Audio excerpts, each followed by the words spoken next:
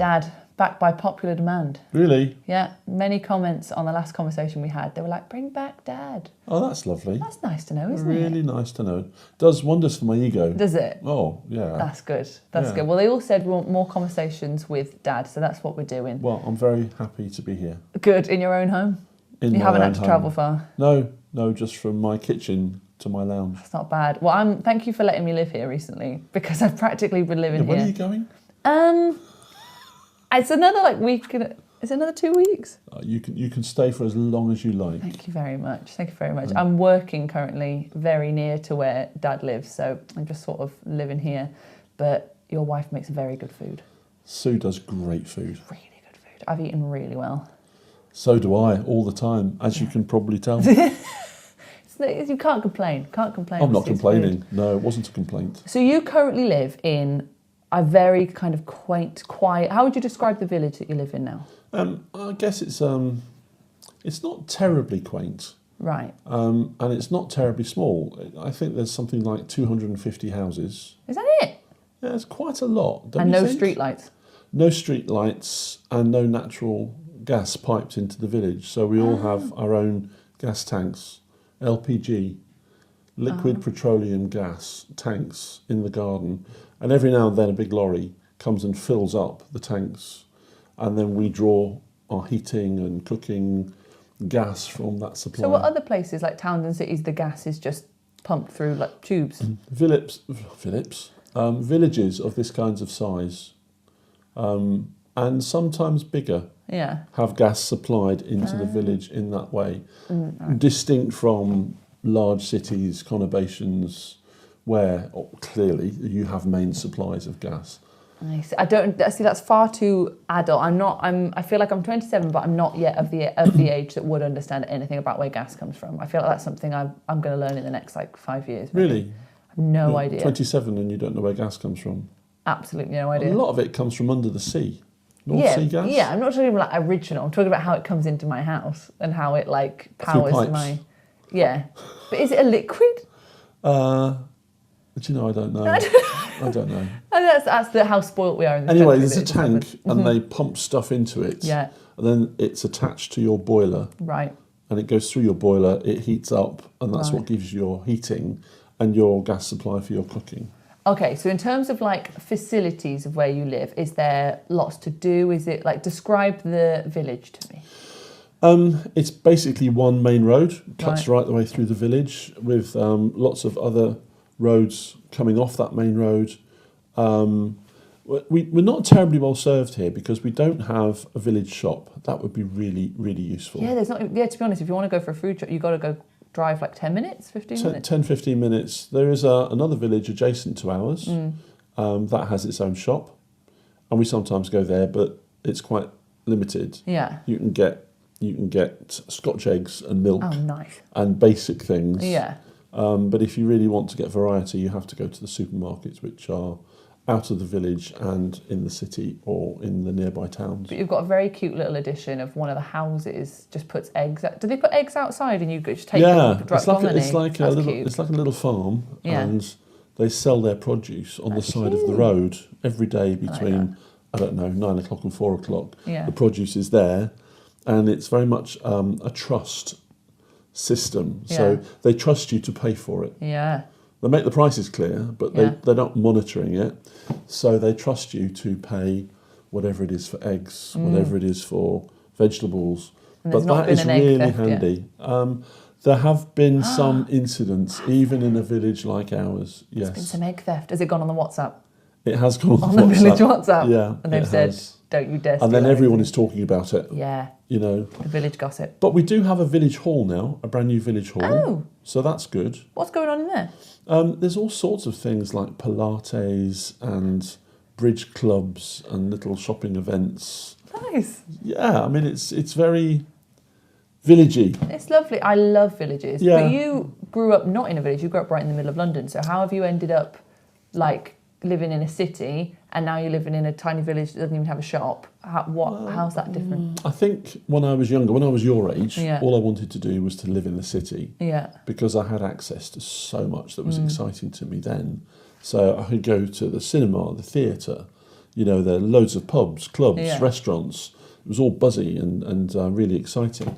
But I think you mellow as you get older, and you want a slightly quieter life. So I've ended up here in this village where there's no natural gas and no village shop even. There are 2 pubs though, which is very handy. And we have the village green across the way here out of our front room window. So we have a nice outlook. There's nothing, to get stressed about or excited about where we live. But if we get in the car and drive half an hour, we can be in Birmingham, for example, where there's all the things I've just described. Yeah. There's Symphony Hall if you want to go to hear an orchestra, for example. And there's the pubs and clubs and the nightlife if you're so attracted to that. Because you are a mad clubber, right? You can't keep him away from a club. Absolutely. He's like, Dad, it's 6 a.m. in the morning. He's like, I'm not leaving. No, I'm not getting off this dance floor. So you were watching me last night, were you? Saturday evening on Broad Street in Birmingham? Goodness. Getting it down When was with the last cool time kids? you went into a club? Have you ever been in a club? Yeah, but it was a while ago. When you say club, I think you have to define what club I'm thinking means. like very loud music, dark, nothing but just like people just dancing like With this. a Not like a bar. Yeah. All you can hear is Yeah. So I'm not talking like a nice bar where you can have a conversation. You're not talking, you're just dancing. Yeah, about 45 years ago.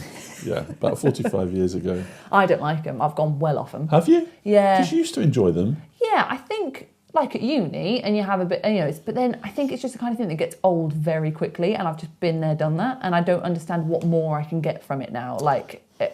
Been there, done that, I want to do something else now. And also, I quite like talking to my friends, and as soon as you go into a club, it's like, right, all conversation's done now. That's the thing that happens when you get older, right? Because you can't hear things as clearly.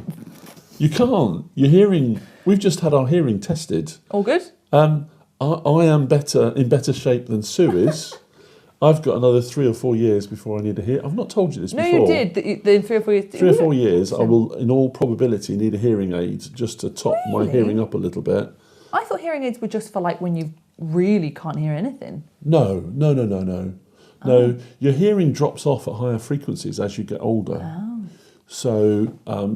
So you can get them so tiny now. Yeah. You can't even see them. Not like those big brown ones that I'm thinking of. No. I mean, they still exist and you can have those if you want. But these tiny little things, they just go inside your ear there and then you can't see them, but it really enhances your hearing. So one day I think I'll get to that. But if I were to go into a club now, I would stand no chance of hearing anything that's being said. Well, I don't think I don't like the vibe, and I also don't like not having space. So like, I love dancing, I love music, and I love dancing. But when you're in a club, you've got no space to dance. The only dance move you can do is the shuffle. So where was the fun in that? When you were going to that scene, where was the fun in it? What enjoyment did you get? The newness of it. It's the fact that because you can't go clubbing until you're 18. I was 19. It's like, I'm allowed to do this now. It's like this door has opened and someone's gone, do you want to try this? See what's going on in here? And it's like new, and you're with all these friends that you've just made, and it's like, it's the fun thing to do on the week because you've worked hard all week. But now, if I see my friends, probably I haven't seen them for like a month. So I want to catch up. I want to talk to them. I want to have some fun. So my idea of a dream time is like going for a meal with friends, maybe going to like a place with music, but not a club, maybe like a bar, have a little dance, then come back to my house by like 9 o'clock, put on some music in the kitchen, whatever music we want to, have all the space in the kitchen to dance around, and then be in bed by 12. So it sounds like my perfect evening without the music and without the dancing. Food I can do. Yes. Coming back and sitting and maybe watching TV I can do. And then bed by 12. Yeah, I think it is an age thing. I mean, talk about being allowed to go into a club, I'm at an age now where they don't allow me to go into those clubs. They would not. No, if I were to queue up, the bouncer would just show me the door. Sorry, mate. Yeah, sorry, that's not for people like you. Well, it might have been 50 years ago, but not I feel like anymore. if I went in, even at 27, I feel like if I went into a club now, I would feel old. Yeah, I think that's probably right, actually. I'd be like, but imagine how I would feel if I attempted to go in. I think you'd have fun. I can hear your dogs having... Can you hear them? Yeah, they want their dinner. Do you think? Yeah. Is it dinner time? Roughly, Yeah, it's past their dinner time, Probably and if they haven't been fed, they'll start to. Sue will feed them. They're Hopefully. not going hungry, don't worry. Hopefully. They're not starving in the corner. They're very well fed. So you've had most of your life in cities, haven't you? city. I was talking to my fiance about this the other day. I don't think I grew up in a city. I grew up in a town. Like, I didn't grow up in the middle of a city. Croydon is... I didn't live in Croydon. Oh, no, you didn't. You were a bump in Croydon. Exactly. So we moved to Birmingham. But we always say Birmingham, but we weren't living in Birmingham. No, we were living in a town outside. Exactly. Because obviously Birmingham is like London. Yeah. Birmingham has suburbs. Yeah. And they are towns. Yeah. And the further out you go, you get into more rural areas. Exactly. Where there are villages like we live in here now. Yeah, I mean, I didn't grow up in a place as rural and sort of... No. It was kind of in between a city and this. Right. But I loved that for growing up because there's plenty to do. Yeah. But I didn't feel like I was in the middle of a big bustling city, but there was those things I could do with my friends, Right. really nice. Right. But you also live by the sea, which is really nice. So of the three, so you've got little village, city like London and the sea, where is your favourite place to live and for what reason? You see, it's a very difficult question to answer because each of those three options have their own charm. So if you live in a village like this, it's quiet, it's relaxing, no one's stressing you. The most exciting thing that happens is the postman arrives every day, and we walk the dogs. Yeah. We go to the canal and we walk the dogs, we let them off the lead, and it's a nice, gentle pace of life. Yeah. In the city, you've got access to everything you could possibly want. All the things you talked about, like nice places to eat, concert venues, cinema, shows, theatre, and it's on tap just half an hour away. So that's the charm of the city for me, but I wouldn't want to live in a city. And we used to live, as you said, by the sea.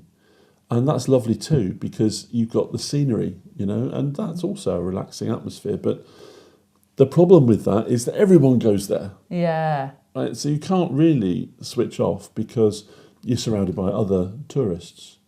Were there bits so that was Cornwall, there are bits that you avoided when the tourists came? Well, we didn't usually go out in July and August because that's when, they call them emmets. All right. So if you are born and bred, if you're native Cornish, then people that come down in their caravans and motorhomes for the summer are called emmets, which literally translates to ants. Because they all just like swarm in. Yeah, they just descend. Wow. And the locals, I mean, again, it's a double-edged sword because the locals love the revenue that comes from selling the services to tourists. Yeah. But it can feel, and having lived there for 6 or 7 years, it can feel like a bit of an invasion sometime. Yeah. So it's very much a mixed bag, a mixed blessing to the locals.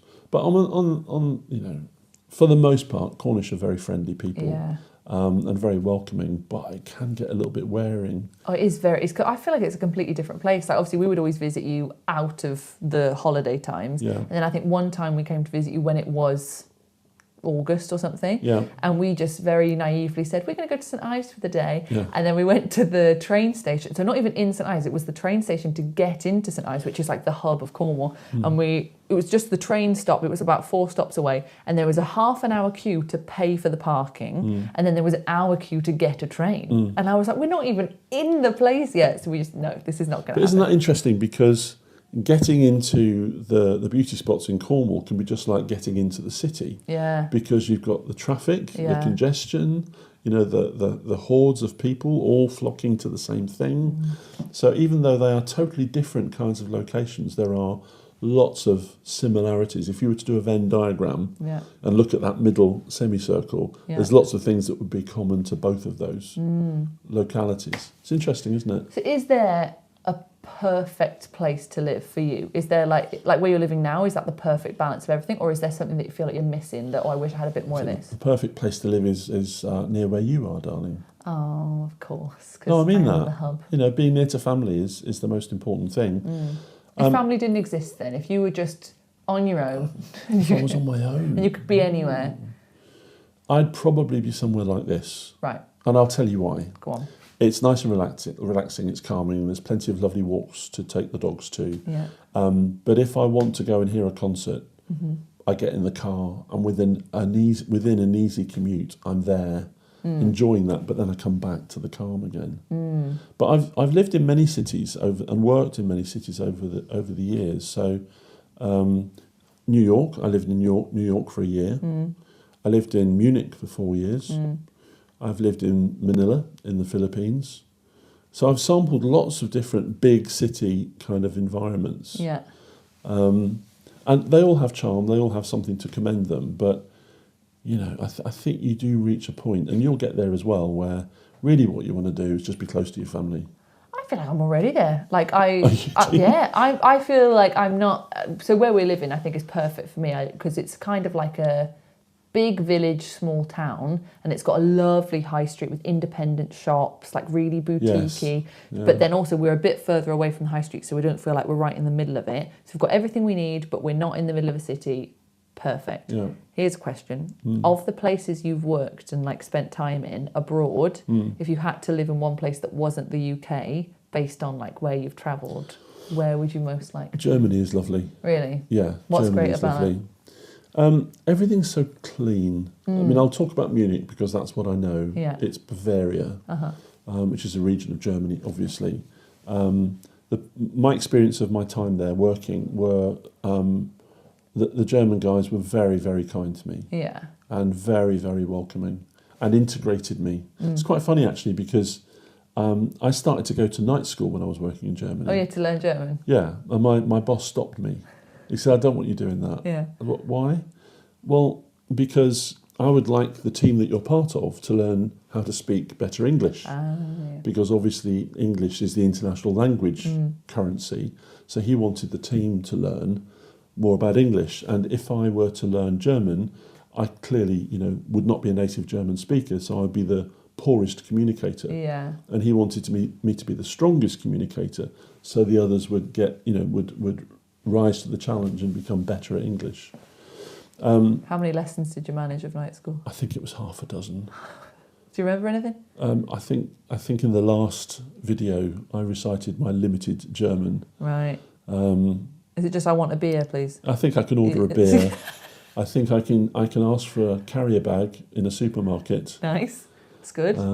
I think I can. I can generally get by in restaurants and pubs. Yeah. But that would be it. Really, Yeah. it didn't make sense.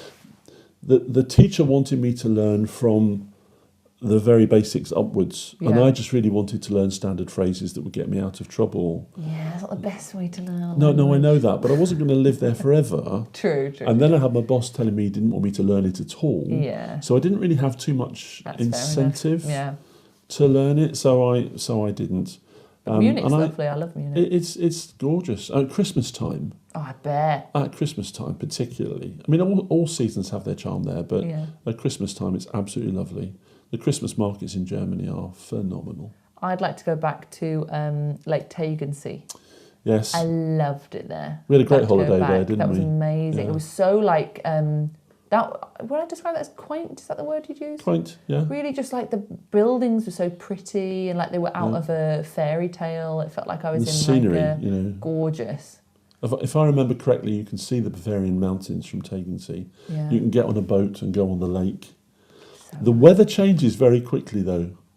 Because Yes. Sue and I went a few years ago and had a short holiday in Tegernsee, and we hired a sports car with a soft top, Nice. and the sun was streaming. Yeah. So we parked the car and we're going to get on a boat and do a boat trip on the Lake Tegernsee.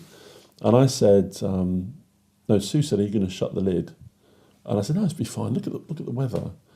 And anyway, I did shut the lid. We got halfway out on the lake and the heavens opened. Yeah. I don't think I've ever seen torrential rain like that. And it happened within about 20 But the lid was 25 closed minutes. at that time. It was. Luckily. Otherwise, it would have been completely flooded, and it was a hire car. That would have been difficult to explain. Yeah. How does that happen if you've got your top like? So if I was driving a car and we're on the motorway and I couldn't pull over to pull it to close the lid, if it started raining, would it just flood the car? You have a button that you press. Do you? A little button, but you have to be going under 15 miles an hour. Right. You don't know this, do you? Is this real or are you joking? No, I'm serious. Oh. I'm serious. But if you're driving at 70 miles an hour and you press the button, the hood will act as a parachute, right? And you'll just be... the speed and the wind will just take you into the air. So the car doesn't let you close the put lid. the hood up or close the lid when you're doing more than 10 or 15 So you miles just have an to hour. live with it. So, well, you can pull over. Yeah. You can pull over and park somewhere as long as you can do that. But otherwise, you have to get wet. That's the only reason why I won't get a The convertible. only Not reason. because they're crazy expensive, just because of that. Just I could That's if I good wanted enough to, reason. but I've just decided Good it's just Yeah. it's not for me. It's Yeah. not for me. Well, thank you for joining me today. Would Oh, you it's a like great pleasure. cup of tea? Yeah, I'm looking forward to my dinner, actually. What's your normal cup of tea? How do you have it? I have my tea quite strong, without sugar. With Have milk. you ever had it with sugar? Oh, yeah, I used to take sugar. Did you? I weaned myself off it, though. Yeah, me too. But Took now I 10 don't like days. tea. You don't like tea? No, because I used to like tea when it With had a sugar. sugar in it. Ever since not having sugar in it, I don't think I like it. I think it makes me a terrible British person, but I don't think I like it. So You now I'm have just to like- drink tea. You're a British person. That's what we drink. It's the national drink. I know. And I know. I love like green teas and peppermint teas, but a breakfast tea just needs a sugar, I think. I don't know. I have a question for you before we finish. Go on. So, you're going to get married soon? Am I? Yes, okay, I'm ready. Yes. I hope that's not a shock to you. Yes. When you get married and you wind the clock forward 10 years, Yeah. where do you think you'd like to be living? Pretty much where we are now. I don't So like... describe that in more Yeah, detail. not being cut off. I want to feel like everything I need is there, but also I'm far enough away that not everyone's right outside my front door. So like a 10-minute walk maximum from a lovely high street with boutique shops, independent coffee shops, Yeah. not like your big branches, you're just your individual little shops.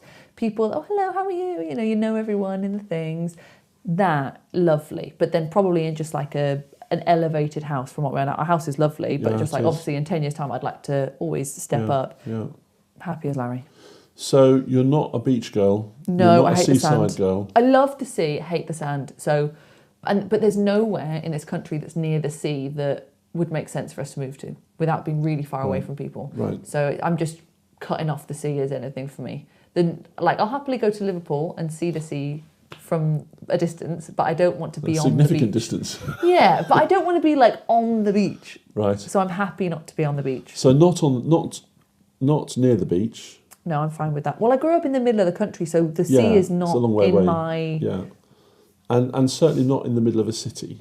No, I'll never do that. Right. No, I'll never go right in the middle of a city. And I don't think I'll ever move more south than we are now as well. I think just north for the win. So is where you are a village or a city or a town? I think it's classed as a town. It's a town, but it feels more like a big village. Yeah. But okay. it's technically a town. Well, you've just moved there and we saw your house the other day and it's beautiful.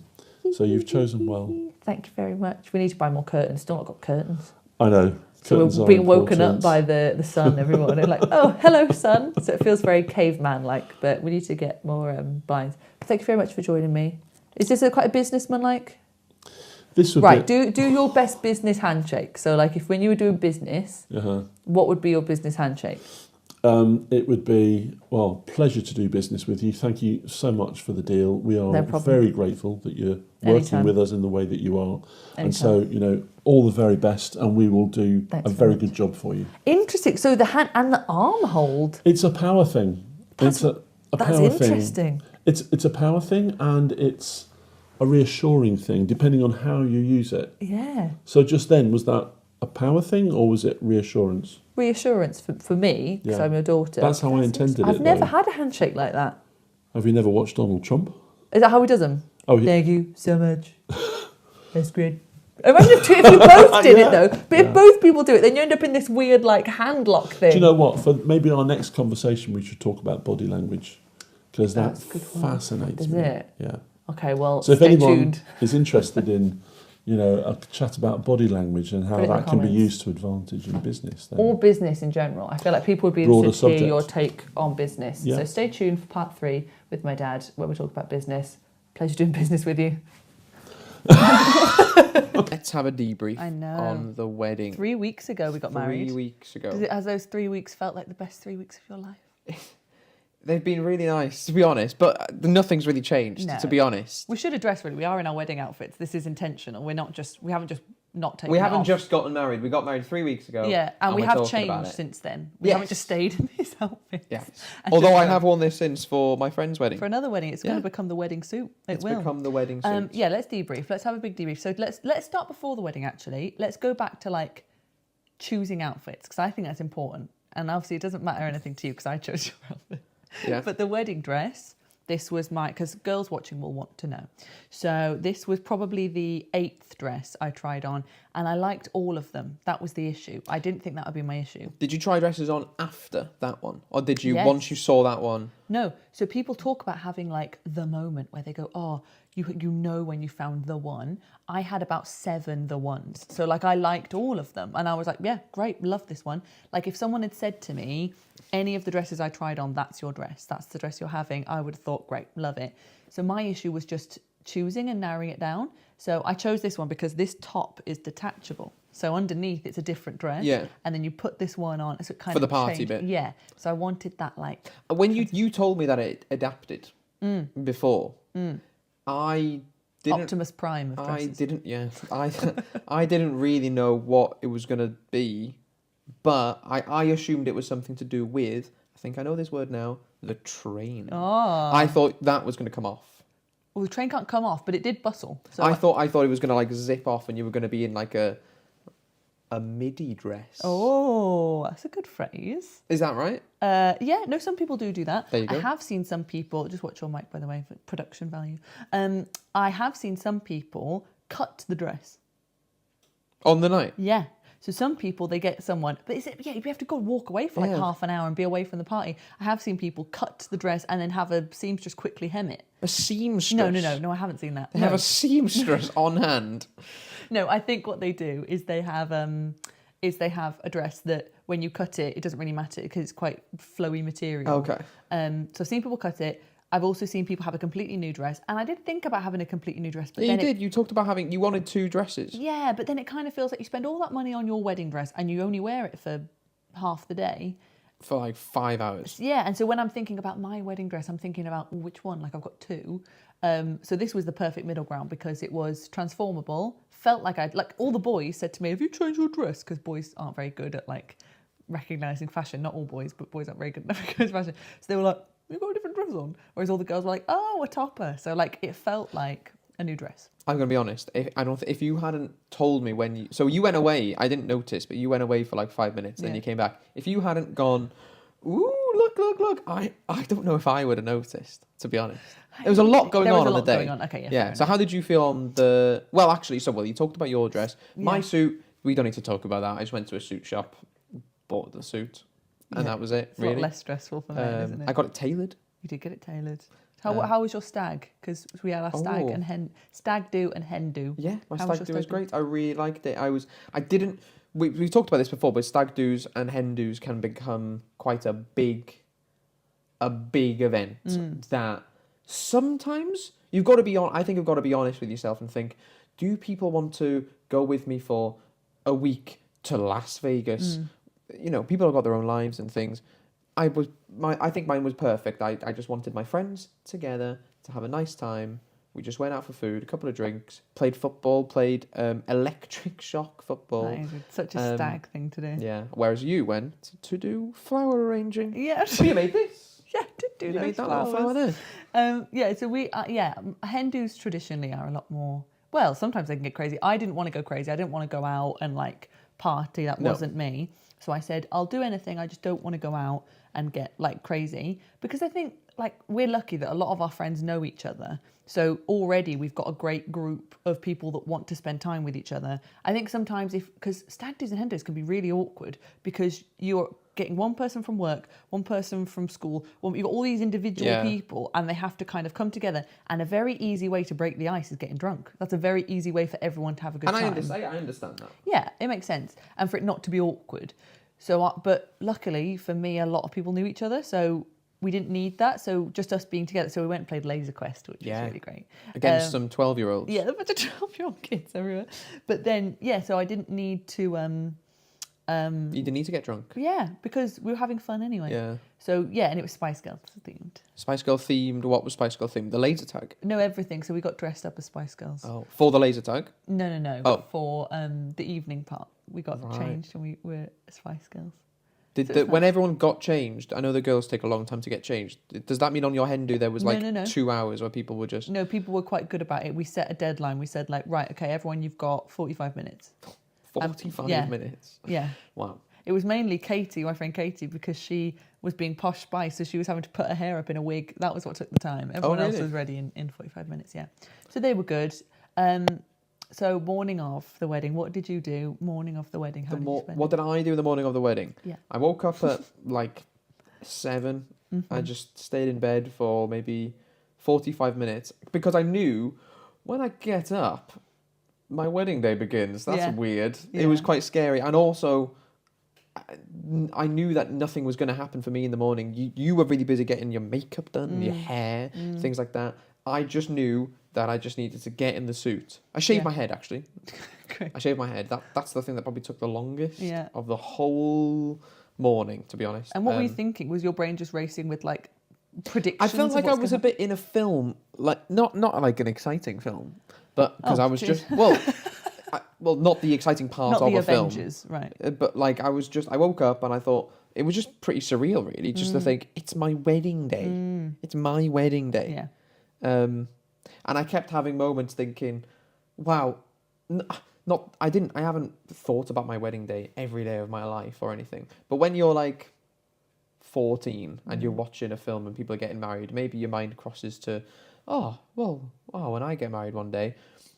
And so I kept having moments thinking, well, this is what my wedding day looks like. And this is, destiny. This is what it was always going to look like. And in the future, we will look back and think that's what it looked like. I think it's weird when we watch the wedding video to think that's our wedding day all of a sudden. Yeah, it's really weird. Like so, we had one. Like we had a wedding. We did it. Yeah. That feels really That feels weird. really weird. And I think for women as well, it's even more because we think about it. Like I think, like for men, Why do women think about weddings more than men? I think a lot of what a wedding is appeals to females a lot more. Like it's dresses and flowers. But it doesn't have to be.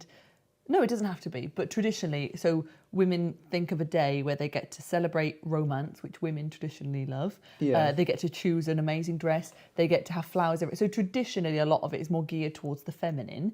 So I think that's why women think about it more. But also like, so we've been thinking about it forever and like planning it because traditionally, not always, but the women do more of the planning. And then Traditionally, is that like a purposeful thing or just because men conventionally, are... Yeah, conventionally. But I think men... I think the grooms, sort of in the 2 weeks beforehand, start to go, oh yeah, this wedding. Whereas it's been very normal in my head for a year because I've been planning it. Suddenly, when it becomes real, grooms are like, really hit you like a truck. Yeah. It was. I remember I went to play golf. So we got married on the Saturday. Yeah. I went to play golf on the Wednesday, I think. Before? Yeah, with Gaz. Yeah. And I remember we were talking and Gaz was like, is it weird that you're just getting married this Saturday? And I was like, I suppose it is. Oh, that's weird. It's just this Saturday. And I remember because Wednesday is the middle of the week and the Saturday before didn't feel like that long ago. So I was like, oh, that's just the same amount of time. It's in like 4 days, 3-4 days. Yeah, so... Whereas I was actually quite chill on that week. I think because I'd been so organised, like to a T. I'd made what I'd been calling the wedding Bible, which had like a breakdown of the timings of everything. So like, wake up, this person in makeup, the photographer's arriving, like everything was written down and everyone knew what they had to do. In the Bible, you told you Bible, had not lots... the Bible. Yeah, not the Bible. The wedding Bible that you gave everyone and everyone printed it off. You wrote down some jobs for the groomsmen to do in the morning. Yeah. So I thought, okay, well, at least we'll be busy doing that. But you did all those jobs the day before. So we were literally just sat around. Well, that was kind of like a worst case scenario. I was hoping I could do it the day before, but then that was kind of worst case scenario. But yeah, I was so organised that when it came to the week before, I was literally looking at my computer going, what do I do? Like, can I do anything? But you were looking at your computer a lot that week. Yeah, I was trying to make sure that I... making sure everything's going to be okay. Yeah, I kept rereading the document and like going, are there any gaps? Are there any gaps?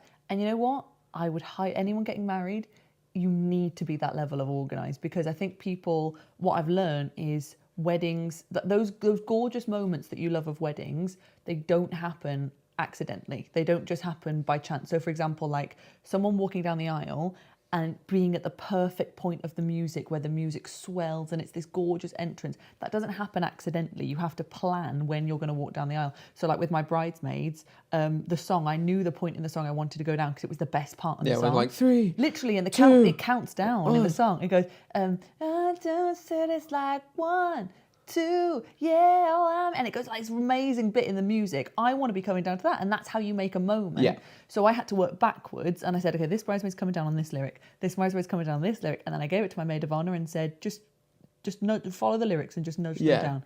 So if you don't do the planning, if you fail to prepare to fail. And I'm not saying if you don't plan as much as I did, your wedding will fail. No, it was intense. But what it meant everybody knew what was going to happen. You have to like set up. It's like setting up dominoes. Yeah. And it takes a long time to set up those dominoes. But then when you hit it and they fall perfectly, that only happens because you set them up perfectly. Yes. Exactly. And like obviously you will still have a lovely wedding without all that planning. Of course you will. And some people really don't care. Some people are like, oh, I don't want moments.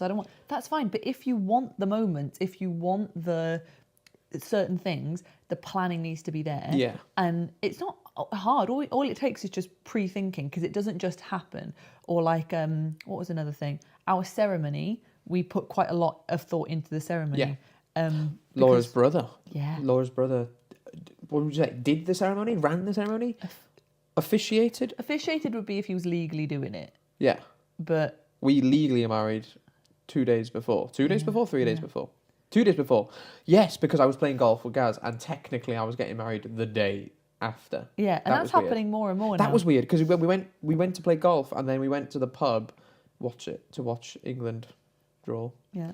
And I remember like saying goodbye and thinking, I'm getting married tomorrow. Yeah, because we got legally married on the Thursday. Yeah. Because we desperately wanted the wedding day on the Saturday to be done by my brother, because I don't know, like I grew up going to weddings.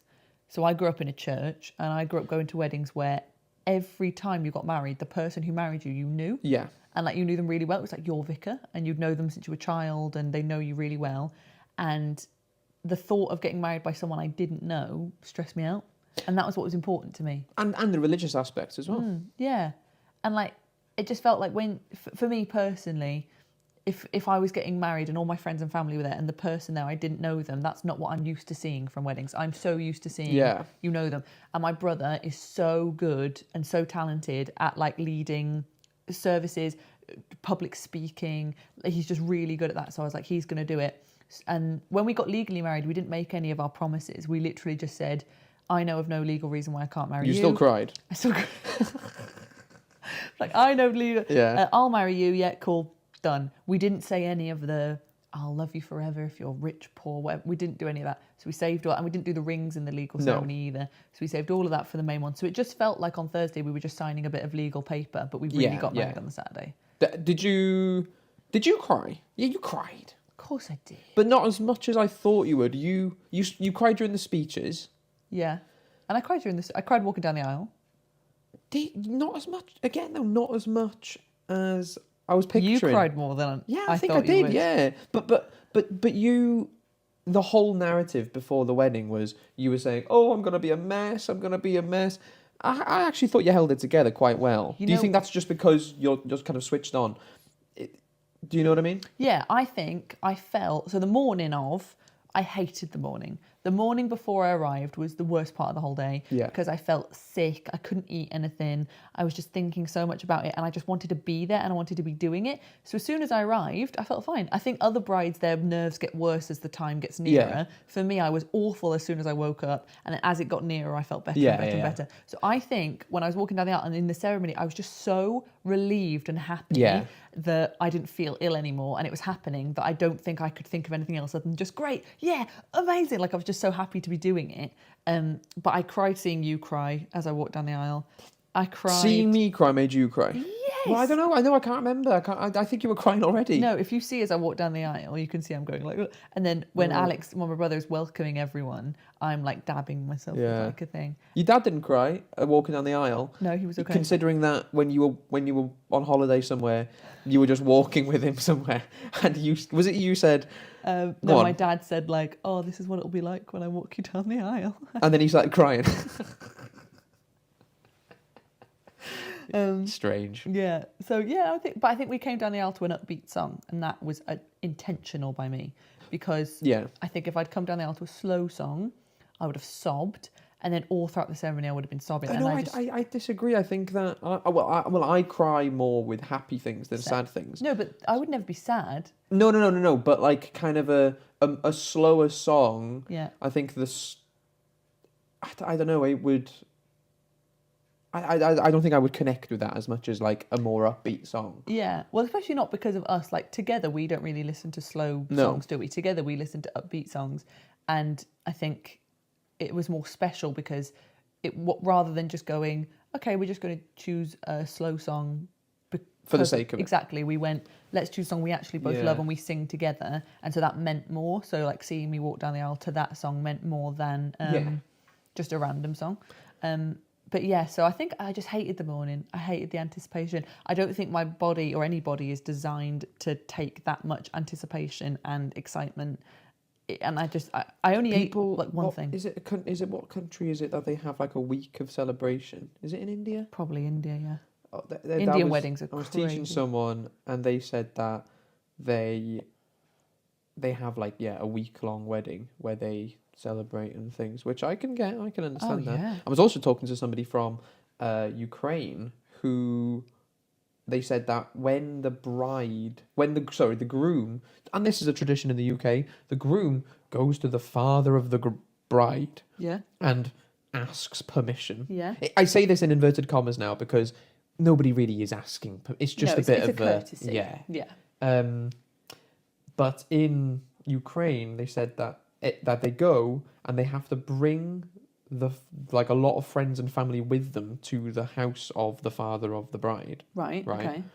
And if I'm assuming the father of the bride never says no now, but traditionally, if they say no, they get given a pumpkin.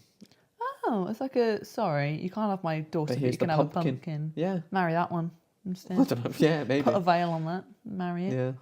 Interesting. Yeah, you asked my dad for permission, didn't you? Yeah, it was stressed. Well, I don't think I actually asked him.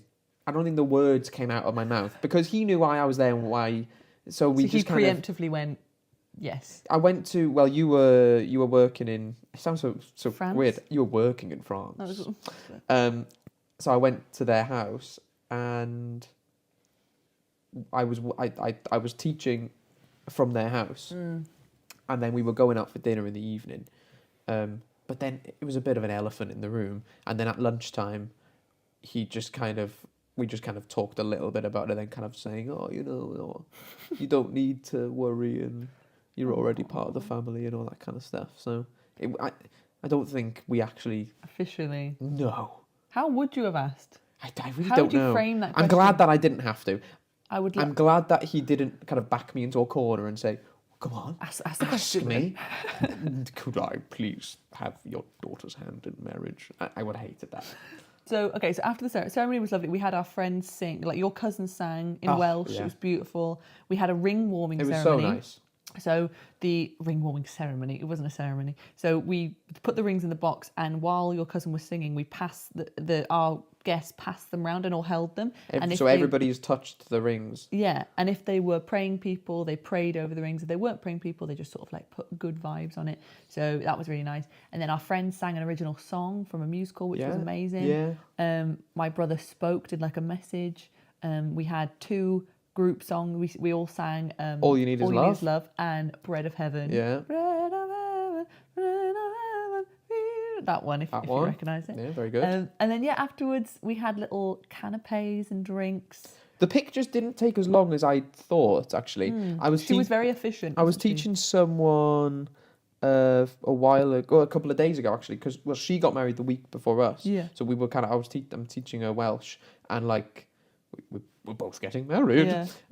And she said that for hers, they had a list of pictures that they wanted to get. Yeah. Did we have a list? No, so the photographer sent me a form and said, are there any photos you'd be upset if you didn't get? So I just wrote down like some of the people that I wanted pictures with. But yeah, some people go crazy. I would have liked a picture with my cousins. I never saw this email. Yeah, no, yeah. I mean, it's hard because you have to really strike a balance, because otherwise you can genuinely spend an hour or 2 hours of your wedding day just doing this. Yeah, so this woman said pictures. that she, they took a long time basically, and they actually didn't even get some of the pictures. I think she didn't get a picture with her mum. Yeah, and I think it's really tough. You have to you have to know. I think if I'm going to be a wedding planner, you have to know what's important to you straight away. So if it's important to you to get a picture with every single guest, go for it. But for me, it wasn't. And for me, what was important was actually talking and enjoying my wedding day. Yeah. So I would rather have less time taking photos and more time with people, because that's what I'll remember. Yeah. So like she said, the photographer said like, oh, if it's golden hour, do you want me to grab you off the dance floor and we'll go take pictures in golden hour? And I said, no, not really, because if I'm dancing on the dance floor, that's what I'm going to remember, and that's how I'm going to be having fun. I don't want to leave to go take more photos. No. Because we will have already had loads of photos. Yeah. So I think it's a balance. You don't want to spend all day being like... It's strange, isn't it? Because it's meant to be just it's meant to just be like a living day, a day where everything is happening. Yeah. But people spend a lot of time, and I understand this, of course, but people spend a lot of time of the day kind of manufacturing memories. So after the... Yeah. So for example, if there's a picture of people laughing, and you imagine in 10 years we're looking at pictures, and there's a picture of people laughing there, for example, we're like, oh, and then somebody says, oh, what was so funny? Oh, I don't know, we just laughed for a picture. Laughing, whereas I'd actually just rather laugh about something, and I'd rather have the memory of laughing with somebody on my wedding day. Yeah, well, wedding photographers are being more like that now. They're being more candid. So more and more wedding photographers are saying, you just live your day, I'll just capture some things. And I think it's good to have bride and groom photos. It's good to have stage ones for them. But then the rest of it, I think it's just like, capture the day. And I'd rather the photos reflect the day that we had, rather than But could you not have bride and groom pictures on another day? You could. Some people do that. But I think the amount of time we spent doing ours, I think, was fair enough. How long was it? I think we took photos for about 15 minutes. Me and you? Yeah. So I think it's fair enough. No, that's fair enough. Do you know what I mean? But how long was the whole picture thing? The like an hour, maybe? The picture thing was probably, I reckon like 45 minutes. Yeah, okay. Because she got through them, and I'd rather that than like 2 hours. So we had all that, and then we had food. The food was amazing. The food was really nice. But we couldn't eat it. But I mean, I did have... There was so much adrenaline. Yeah. We had bread and oil, and I remember you were going on about this bread for so long. For the bread. You were like, "We're going to have this freshly baked like focaccia." Yeah. On the in the ceremony as a starter. Not in the ceremony. But Sorry, yeah. You know what I mean? Yeah. In the room. Yeah. As a starter. Yeah. With oils and olives and things, and I had a little bit, but I didn't. Have a lot. We had no appetite, did we? Because there's so much to think about, and your body's on like, not fight or flight, it's on like high adrenaline mode all day, and you're constantly thinking about stuff. And so to then go like, do you want a full 3-course meal with alcohol? It's just a bit like, I can't do that right now. I need to just... So I think I ate little bites of it just to taste it, and it was really nice, and everyone said how nice the food was. So it was lovely, but I barely ate. We had an Indian... what would you call it? A curry. But would you say we went for a curry, or would you say we had an Indian? No, I said we went for a curry. The day after the wedding, we went for the biggest curry. And in a strange way, I preferred that. Yeah. Because we were so hungry. I was ravenous. Because we'd barely eaten the day before, and we went, let's go for a big curry, and we ordered like 17 poppadoms, which because we were so hungry. That was good. Yeah, so in a weird way, not that I preferred the curry. No offense to the Indian restaurant. Well, we ate more of the curry. Yeah, so like my experience of eating actually afterwards, because we could just talk about the wedding and debrief, and that was really nice. We had beef. Yeah, it was nice, and then the speeches. Potatoes. I made a speech. Yeah. Do you think in 5 years it will not even be strange that a bride does a speech. No, yeah, I think more and more brides are doing it. Well, we went to a wedding a couple of weeks after our wedding, and the bride made a speech, and she'd been to our wedding, and she said that seeing me do a speech inspired her. Wow. And I thought, wow, yeah, I'm a saint. Inspiring. And I think, well, yeah, because I just felt like you're going to be saying a speech about how much you love me. I feel a bit silly just sat there going, thanks, and then not saying anything back. Like, I've got stuff I want to say as well. When you put it like that, yeah, I understand. I mean, I wouldn't have thought that if you hadn't. But the tradition's always been that, because it's like, the bride doesn't speak. The bride's just the blushing bride, and she just. But now I think more and more brides have thank yous that they want to make. They want to say some things. And Yeah. So yeah, yeah. If one of the other speeches had to kind of be so just to establish, in the UK, and I think in a lot of weddings, so it's the groom does a speech, the best man does a speech, and the father of the bride does a speech. Mm-hmm. If the bride does a speech also, which one of the other three do you think would most likely have to fall by the wayside and just... Oh no, I think you've got to keep all of them. Because no, you couldn't get rid of any of them. You couldn't? No. But if you had to get rid of one? You'd have to do some kind of speech in the ceremony and then drop the grooms and the brides. And that's their speech. Yes, yeah. Some people do that. But I think it'll just become this 4 speeches, and that's what it is. Because that happens more and more now. Like, sometimes it's not just the 3 speeches. Maid of honours make speeches. They open it out to the floor. They go, anyone got anything they want to say? So I think, yeah, it'll happen more and more. So we did that. Your speech was so lovely. So was yours. So was yours. It was so nice. You cried. You cried at mine. Well, that makes it easy. To be honest, because we've got the video of the ceremony and video of everything. When I look at myself, I don't look like I'm crying as much as I like. In the moment, I thought, my eyes are like really like full of water, and like I'm like my jaw was like shivering or whatever and kind of trembling. I thought, I'm a mess. You held it but actually, well. looking back, I think I looked okay. Yeah, and then we just partied the night away. You had a Kaylee? We did have a Kaylee, yeah. So it's Scottish folk dancing. We had a couple of Scottish folk dances just to get, because I wanted everyone to say I've danced, because some people go to weddings and they don't dance, and that's fine. Some people didn't do the Kaylee. Yeah, but there were people who did the Kaylee but then didn't dance for the rest of the night. So at least they got up and danced at some point. Yeah. We had a raffle instead of favours on the table. You at other weddings, like, you get like maybe a little something to eat, or like something sweet or something. My friend's wedding, his mum made these. Fudge. Oh my gosh, They were really nice. good. But we did little raffle tickets, and then we had a raffle, so there were like 6 prizes to be won, and that was just a fun little thing because people got involved. And then I was just the dance floor was never empty, which was my main goal. What happens if it is?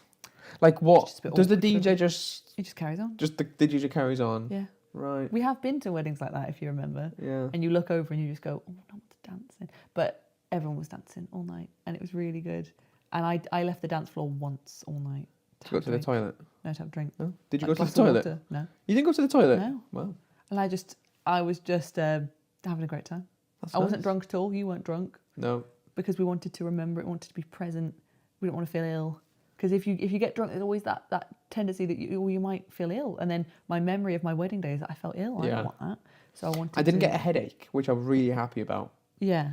Did you think you were going to get one? Yeah, I tend to on like big important days. I don't know if because my brain is thinking about lots of things that I tend to get a headache. Maybe because I'm tense or something. Maybe so. Maybe I wasn't tense. Maybe I was relaxed. I'm not sure. But I was worried about getting a headache. I was worried about hay fever. Didn't get hay fever. Yeah. My overriding thing of the day is I can't believe everything went well.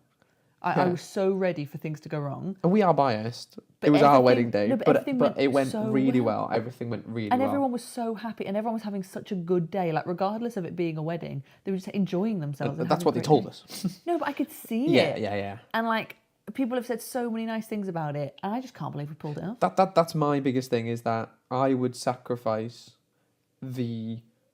so many things about me and you Yeah. in order for everybody to have a good time. Yeah, we really prioritised the guest, didn't we? Yeah. Because- not to say that we... No, I think what it is, because we already feel like we're married before we got married, the wedding wasn't about like and now finally we can. Yeah, it didn't feel like a crescendo of our life to this moment. It felt like we were already there. So it almost just felt like, okay, well, how can we make this the best possible day for everyone involved then? And just almost like throw a party to celebrate our love and to celebrate our life together. You were saying this. Does it make you want to just have more parties? Yeah, because it's a shame that we only... Expensive. So No, but slow down. It doesn't have to be that, like a wedding level. I just think like you have... Like, everyone says how lovely it is at weddings when all the family gets together and everyone's together in one room and you do why these not? things.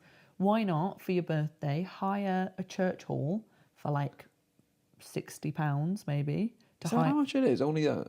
I think so. It depends when you do it. Hire the church hall for £60. You should have.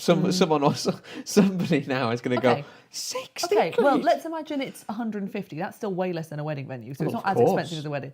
So 150 quid, and you just get like everyone to bring some little bits of food or something, and you just have a fun. It doesn't have to be expensive. Yeah, it makes me want to do more parties and more events because it's so lovely to have all these people I do together. agree with that. I do agree when people say, oh, we should do this more often. So, yeah, let's do it then. Do it then. Yeah. Because everyone always says that. Yeah, so I think for my 30th, maybe for the year we turn 30, let's have a joint 30th birthday party. Yeah, probably. And I think that's a good way to do it. I'll start saving my 60 quid now for the church hall. It will not be 60 quid. Well, let's see. But overall, give me one word to sum up the day.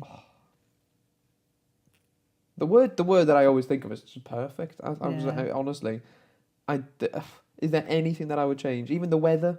The weather was fine. It wasn't It rained too cold. for an hour in the morning. And then it stopped for the rest of the But day. you were indoors anyway. Yeah. I was outdoors a bit. I was pottering around, going up and But down. it didn't rain when we didn't want it to rain. No, it was like it is today, to be honest. It's just kind of But no one was... Because I overcast. think sometimes in the UK, if it had been like 26 degrees, people don't like the hot. It's people... In the UK, we get very cranky sometimes when it's too hot. Well, you yesterday, you were really sleepy because it was hot. Yeah, exactly. So I think it was just... It was like the weather wasn't a discussion point. discussion point. No. It wasn't too hot, wasn't too cold. The weather didn't take any of the headlines of the Yeah, day of and it was like, cloudy. oh, it was cold or it was rainy. It was cloudy, but that's better for photos. So, We haven't seen the photos yet. it is better for... Because it was sunny in all the pictures. Yeah, true. And my head would be red. Oh, yeah, and shiny. Like a sun. Yeah. Well, I'm very happy I married you. I'd do it again. And hey, give us some suggestions in the comments. We want to go on a honeymoon Oh, yes. next year. Next year, is that right? Yeah, where are you from? Tell Where us are in you the comments where you're from and tell us in your country where's a good honeymoon destination that you would suggest. And we'll choose from there. We'll go. How long do you want to go for? 2 weeks? 2 weeks. We want to go next for year. 2 weeks to somewhere. And tell us when is a good time to come. Like, when's the best season? Because we don't like it too hot. No. What would you define as too hot? I don't like it to be over 31. Oh, okay. I thought you were going to say 22 or something. No, okay. I like 30 is my ceiling, I think. Yeah, I would say And I don't like humidity. mid 20 degrees. Yeah, Like 25, perfect. 26 degrees. 25 is lovely, yeah. Yeah, really nice. So give us your suggestions. Yes. Lovely talking to you again. Right. We Shall should do we- this again. We should get married again. Should we go for dinner dressed like this? Can you imagine? Let's just go into a cafe. They'd probably give us free food. They would. Let's try. They would. No, we're not. No. No, please. No. No. Bye. Bye. How are you? I'm good, thank you. Did you have a nice Sunday roast? It was delicious. I'm absolutely stuffed. I'm stuffed. Yeah. It was very good though. It was very nice. Lamb. And Did you had? I had a beef. I always have beef. Beef. What what makes a Sunday dinner for you? What's the perfect Sunday dinner? What's the defining factor? Like if you were going to design the most perfect Sunday dinner, like a It would be UK pub Sunday dinner. what would it be? lamb. Yeah. My nan used to make lamb chops, like little lamb chop Aren't they like things. the worst one? I thought chops were like the runt. Oh, thanks. Maybe. I don't know. No offense I was to you, very Nan. excited when we had them. Yeah, I'm pretty sure they were lamb chops. I love lamb chops. They're I think it's how you cook them though, isn't it? Like you can cook lamb chops really They were badly. very nice. And then I would also have some carrots. But I like mashed carrots, you know. Yeah, like carrot mash. Yeah. Carrot and swede mash. No, not like carrot mash, because carrot mash can be a bit wet. So not I carrot mean- mash, mashed carrots. Kind of, yeah. What's So the like difference? carrots, but like just cut up a little bit, but not not like really blended. Not blended like baby food. Yeah. No, I get that. I can give or take carrot mash. Because it's become quite a popular thing. Never used to be in my childhood, but now you get a Sunday dinner and there's always carrot and Swede mash on it. And I think I like it, but when you put gravy with it, it becomes a bit sloppy. And I'm not a sloppy gal. With food, if it's sloppy, I can't do it. You know, You don't I like like a crunch. consistency at Ooh, all. and something needs to have a crunch to it. So I can't have soup. I hate soup so much. I just don't understand it. Yeah. Do you remember what, the wedding we went to? Yes. You had 2. No, I had 2 soups. You had 2 soups. I had 2 soups because the starter was soup, and you didn't want I'm not eating it. Although I tried. Every time someone puts soup in front of me, I try it. I go, right, let's do it. Because soup is a great thing. It's really good. So convenient. It's healthy. It's filling. But I just hate the idea that you take things that you should bite and crunch and you blend it into baby food, and suddenly you have to drink carrots. That's mental to me. Yeah, but then you like smoothies. Yeah, fruit is different because it is. It's ridiculous. It is because fruit doesn't. I mean, if I was going to throw something at you, would you rather me throw a raspberry and a strawberry or gravy? Fruit feels cleaner. Do you know what I mean? A raspberry's tiny. If you're going to throw something at I don't me. know what the psychology is. It's definitely a me problem because soup's very popular. It's done all right for itself. Soup is absolutely fine. It's Soup. succeeding. The stock of soup is very high. But I can't understand it, and that's fine. And I'm willing to accept that because I've tried many times and I can't do it. But it's fine. So yeah, carrot mash. Going back to the important point here, carrot mash is too mashy. It's too mashy. Yes. What are we doing today? What are we gonna? We're gonna talk about daily routine. Okay. Because everyone has a day, everyone has a routine. So talk me through a typical. Let's choose a random day. Let's go a typical Thursday. Talk me through your Thursday. Well, I don't really have anything set that I do on a any morning, to be honest. You do. You have a work. Do you do a workout every morning or every other morning or? I'm a bit flexible with it as well. I was going to say lax and flexible, and I turned it into flax. I'm quite flexible with it because as long as I do 5 workouts a week, doesn't matter when. So yeah. But what's your morning routine? When I get up and go and do a workout, what do you do? I feel every morning. I feel extremely lazy every morning. What do you do? I just sleep more or I just stay in bed, to be honest. Yeah, I wish that I had a bit more of a morning thing. It's just not in my system. Hard. Morning routines are really tricky to get in the habit of because it's the worst time of day. Who wants to get up? There was a time, I feel like maybe in when we moved to this house, there was a couple of months where for some reason when it was 7 o'clock and the alarm went off, I got up, I shot up, and I would still just not do anything productive, but I would do it downstairs. So I at least was downstairs. Yeah. I don't know why that's any different. Yeah. But it just is. So I do want to at least get back into that.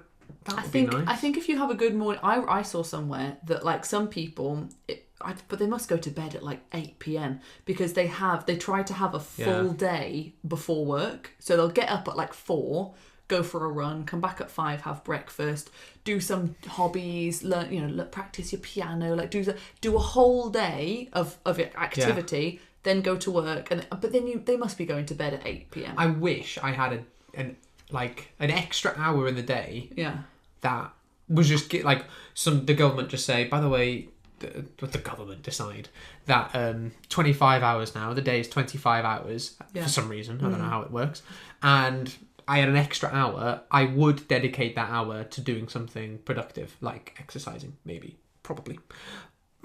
I don't know. But at the moment, any exercise that I do or anything I do, I feel like I'm just taking that time out of doing something else.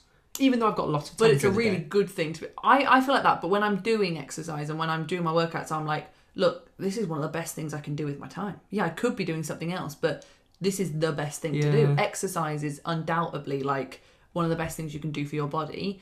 And even if I just try to do half an hour of really high intensity like cardio 5 times a week, and then yoga dabbled in because I've got so into yoga, I love it. And And then once you've got, it's just building a habit, isn't it? Like, there are still some mornings where I do not want to get out of bed, and I just don't, because I know what I do. Sometimes I wake up and I'll be so tired, and then in my head I'll think about the workouts I've done, and I've gone, right, okay, so I'm on Wednesday and I've done 2. So if I don't do a workout today, you have to do then I have to do it. And I work it out. And if I can, if my schedule allows me to, then I go, okay, chill. Because I still get 2 days off of exercising. Yeah. And it's just, once you're up, you're up. That's the hardest bit. I do think that when something becomes a routine, it's so easy to do. Like, we get up, we do swimming on a Monday morning. Yeah. At 7, is that correct? Yeah. And I remember the first time we did that, it felt really early. And it was like, we felt like we're the only people awake in the world. Yeah, it was like 7. It was like 7 o'clock. Like, it was still dark. And we were like, it was like winter anybody time. out there? Yeah. That was weird. But now it's just, that's absolutely fine. Yeah. It doesn't feel like anything. I think it's because we're spoiled. I think because we start work at 9 from home, you can wake up at 8. You can wake up at 7:30 if you want. Whereas people who have to be at work at 9 and they have to take an hour train, you have to wake up at 7. There's no choice. You've got to wake up, and so you're forced into a habit of getting up and going. But I think because we're from home, we've got this kind of relaxed attitude. Getting up earlier than you need to feels like, why? The whole point of I work from home is that I don't need to get up early. But now that I'm in that habit, it feels like something I have to do. Yeah, and if you stop doing it, how would you feel?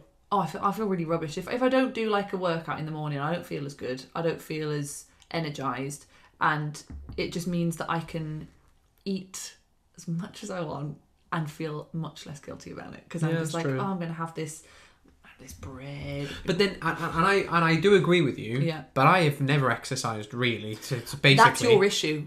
Your issue is you have no motivation because you're so naturally. Yeah, no, that you can't blame me. I don't blame you at all, because like I've not exercised basically ever, probably. No. You know, basically, and I still. And you get told you're too thin. Yeah, exactly. Okay. Yeah, no, but that's what changed for me. So my motivation for exercise, as soon as I stopped making it about losing weight, I want to do it so much more, because if I look in the mirror and I think, I look quite good, I'm not going to want to exercise for the next 4 days because I think I'm killing it. Whereas my motivation is, how can I stay the healthiest and feel the best and like have the most longevity, so that when I'm 60, I'm not breaking bones by falling over.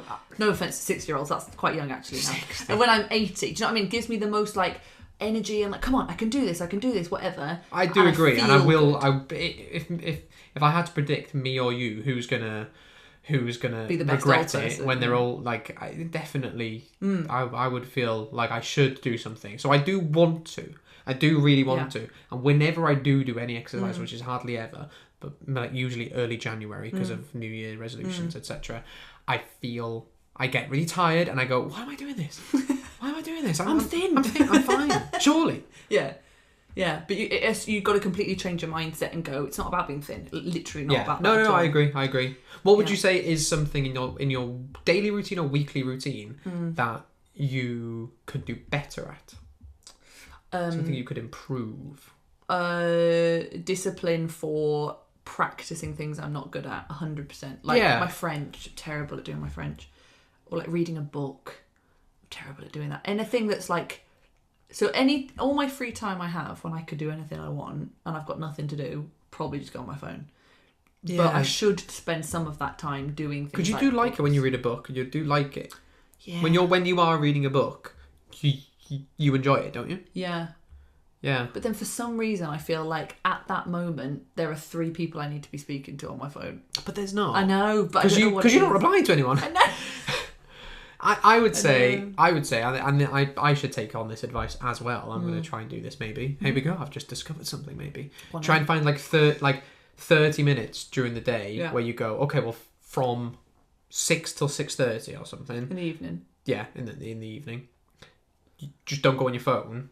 Yeah. And you'll find, and if you happen to be bored in those 30 minutes, you might just find yourself reading a book instead or something like that. Yeah. I might start doing that.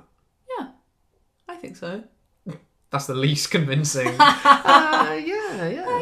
do that. Yeah. No, I'll try it. Because I at Christmas time had a book. Got do I have it there? Yeah, Jordan Henderson's autobiography. I tell you what, you're a sucker for. buying a footballer's autobiography, I'm not reading sticking it on that shelf. Oh, it makes a lovely decoration piece. I have loads. How many do I have? Have you still got the grass from the race course in the James Milner book? It is still in there. Yeah, it is. Yeah, So it's drying. When your football team Wrexham won The league. National League. what did you do with the grass? Not the whole grass. Not the whole. You took turn. a bit of grass. I took a from bit of the grass pitch. and someone kept it in told my us pocket. put it in a book to flatten it and dry Yeah. it. I think my mum told me that. You're going to put it in a but frame. that reminds my sister used to do it with flower pressing. So what's the plan? You're going to put it in a frame? Put it in a frame. Maybe here. We're going to forget about that and it's just going to sit in that book, that grass. Probably, but Because when are we ever picking up that book?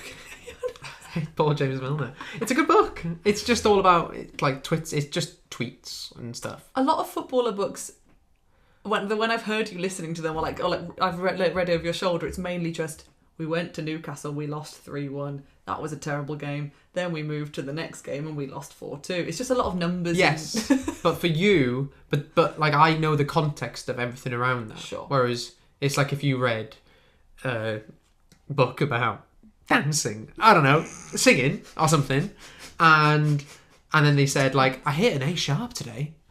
It's right, okay. Fair enough. I don't know. Yeah, Fair enough. I would say I want to improve my weekly routine would be exercise. Yeah, and Something. but I think for you need to find what the best version of that is, because not every version of exercise works for you. So like is it going to a gym and having a personal trainer? Maybe. Is it doing this? It could be running. Do you know what I mean? It could be like all. It could be. You need to go on my a feet bit hurt of when I run. Yeah, I don't like running either. Yeah. But I think you will find something, and the motivation will it's got nothing to do with weight, and I think that should be everyone's exercise motivation. If I had to put money on it, I would say that it's probably something to do with weights, because I don't feel like I need to slim down, but maybe I need to bulk up a little bit. Yeah. Maybe. That could be a fun goal. You could be like, well, lots of people when they go to the gym, they have this motivation of like, I'm going to do this. I don't have that in terms of thinness, but I'll try and bulk or something. Maybe. You end Let's up see. bench pressing me with one arm. Then like 50 dictionaries. Do you reckon you could? How many dictionaries could you pick up off the ground? Good question is that? Because a dictionary's heavy. I'm going to go for, what, a paperback or a floppy back? What's it called? Paperback or hardback? Can you get a hardback? Yeah, sure you can. A dictionary. Hardback dictionary, 50. No, paperback. Well, it's all the same. 50. 50 dictionaries. 50. You know, like the yellow pages, Laura. A dictionary's not that big. A dictionary's really big. Someone commented on one of these the other day saying, why do you laugh so much? Is there something funny? And I think just I laugh at you all the time. I just find you very funny. So tell me about showers. Are you a morning showerer or a night showerer? I'm a bit of a mixer.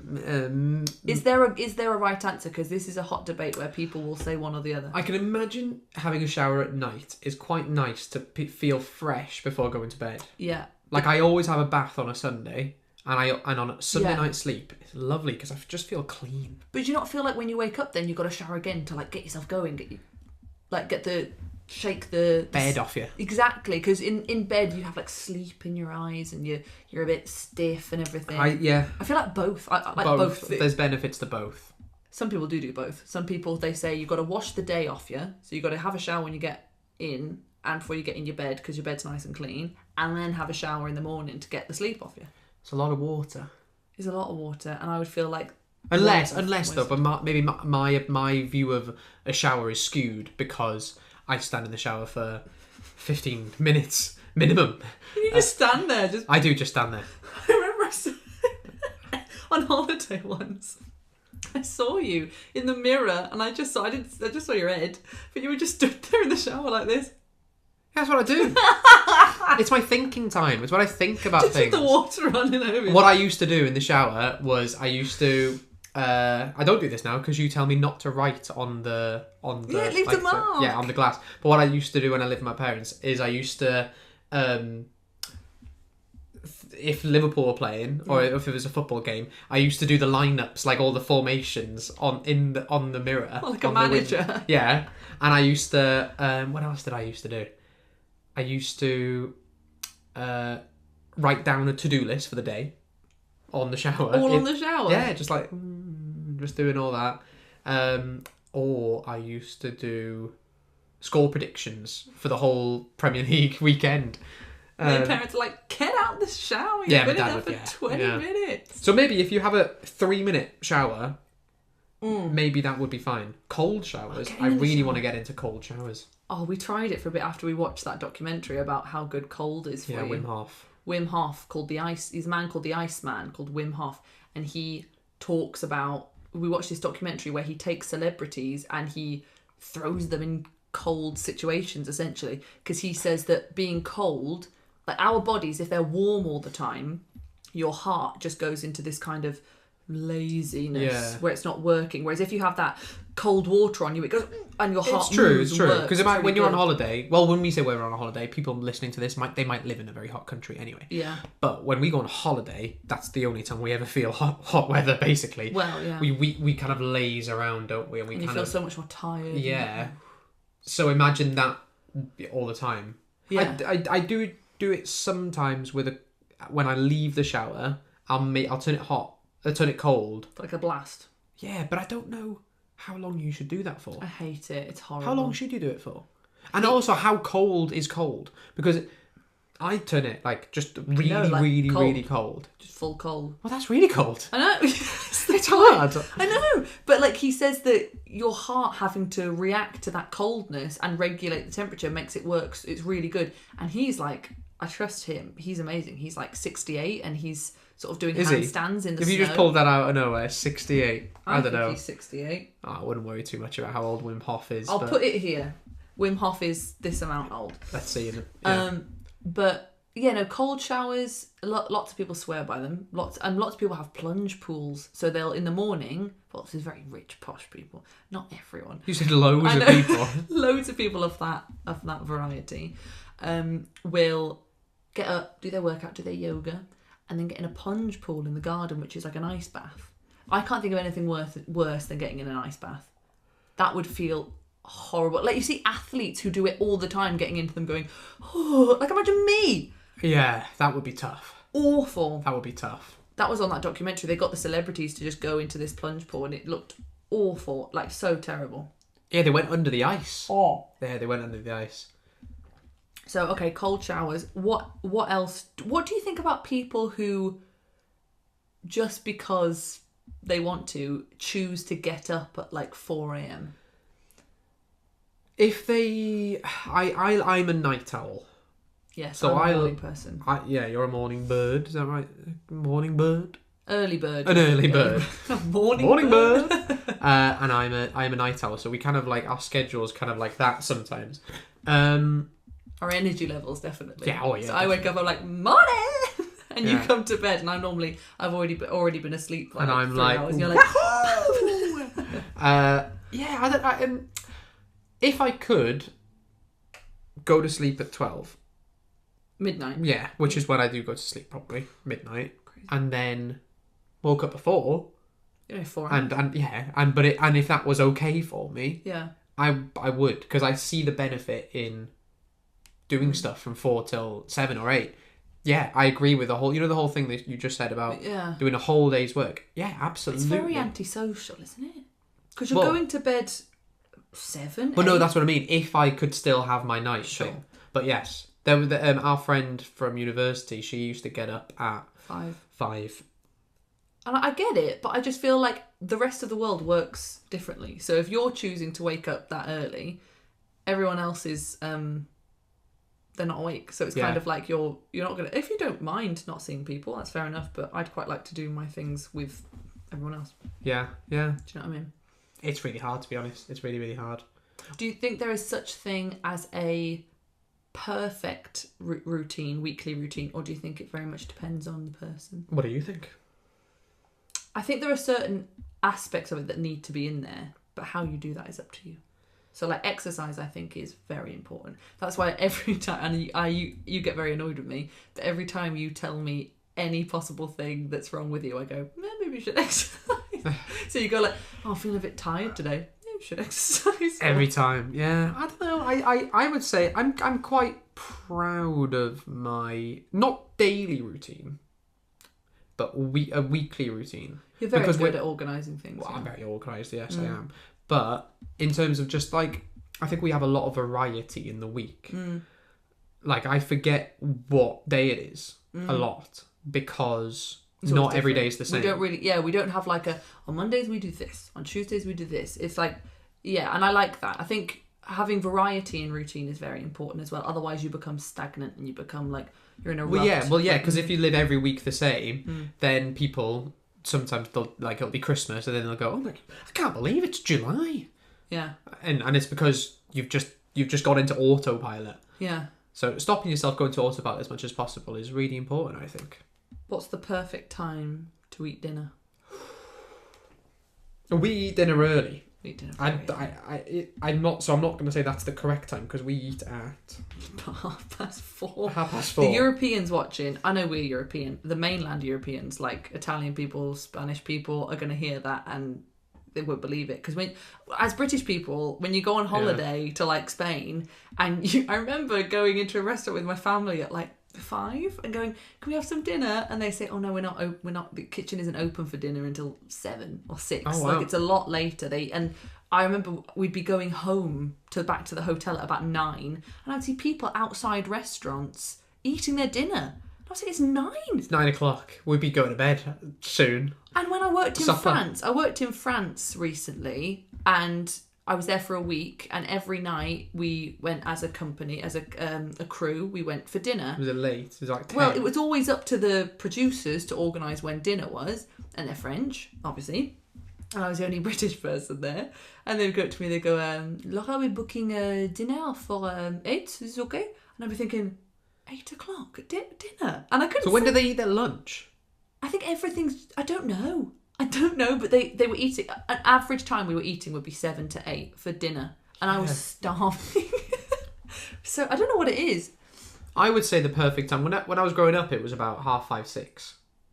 Yeah, I think it's different for normal people who have normal jobs because they don't get home till about 6. Yeah. We finish work at 4 and we're at home. But I don't know, why do I get hungry at 4? Because we're used to it now. Because we always eat straight away. Because we finish our work, Finish we're work at hungry 4. now. We could if we wanted to.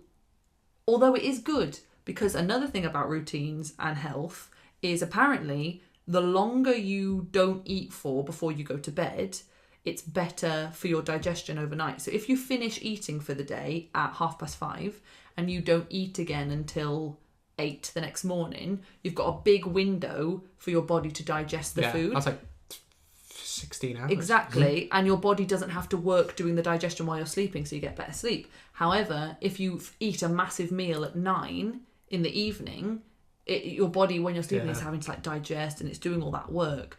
So actually, it's better to finish. If anyone listening to this is, and it's 9 o'clock where you are listening to this and you're eating your spaghetti bolognese. I mean, there's lots of research. Some people say this, some people say this. Like, there's arguments for everything, isn't there? Like, people will say, well, it's better to do this. So do you like your routine?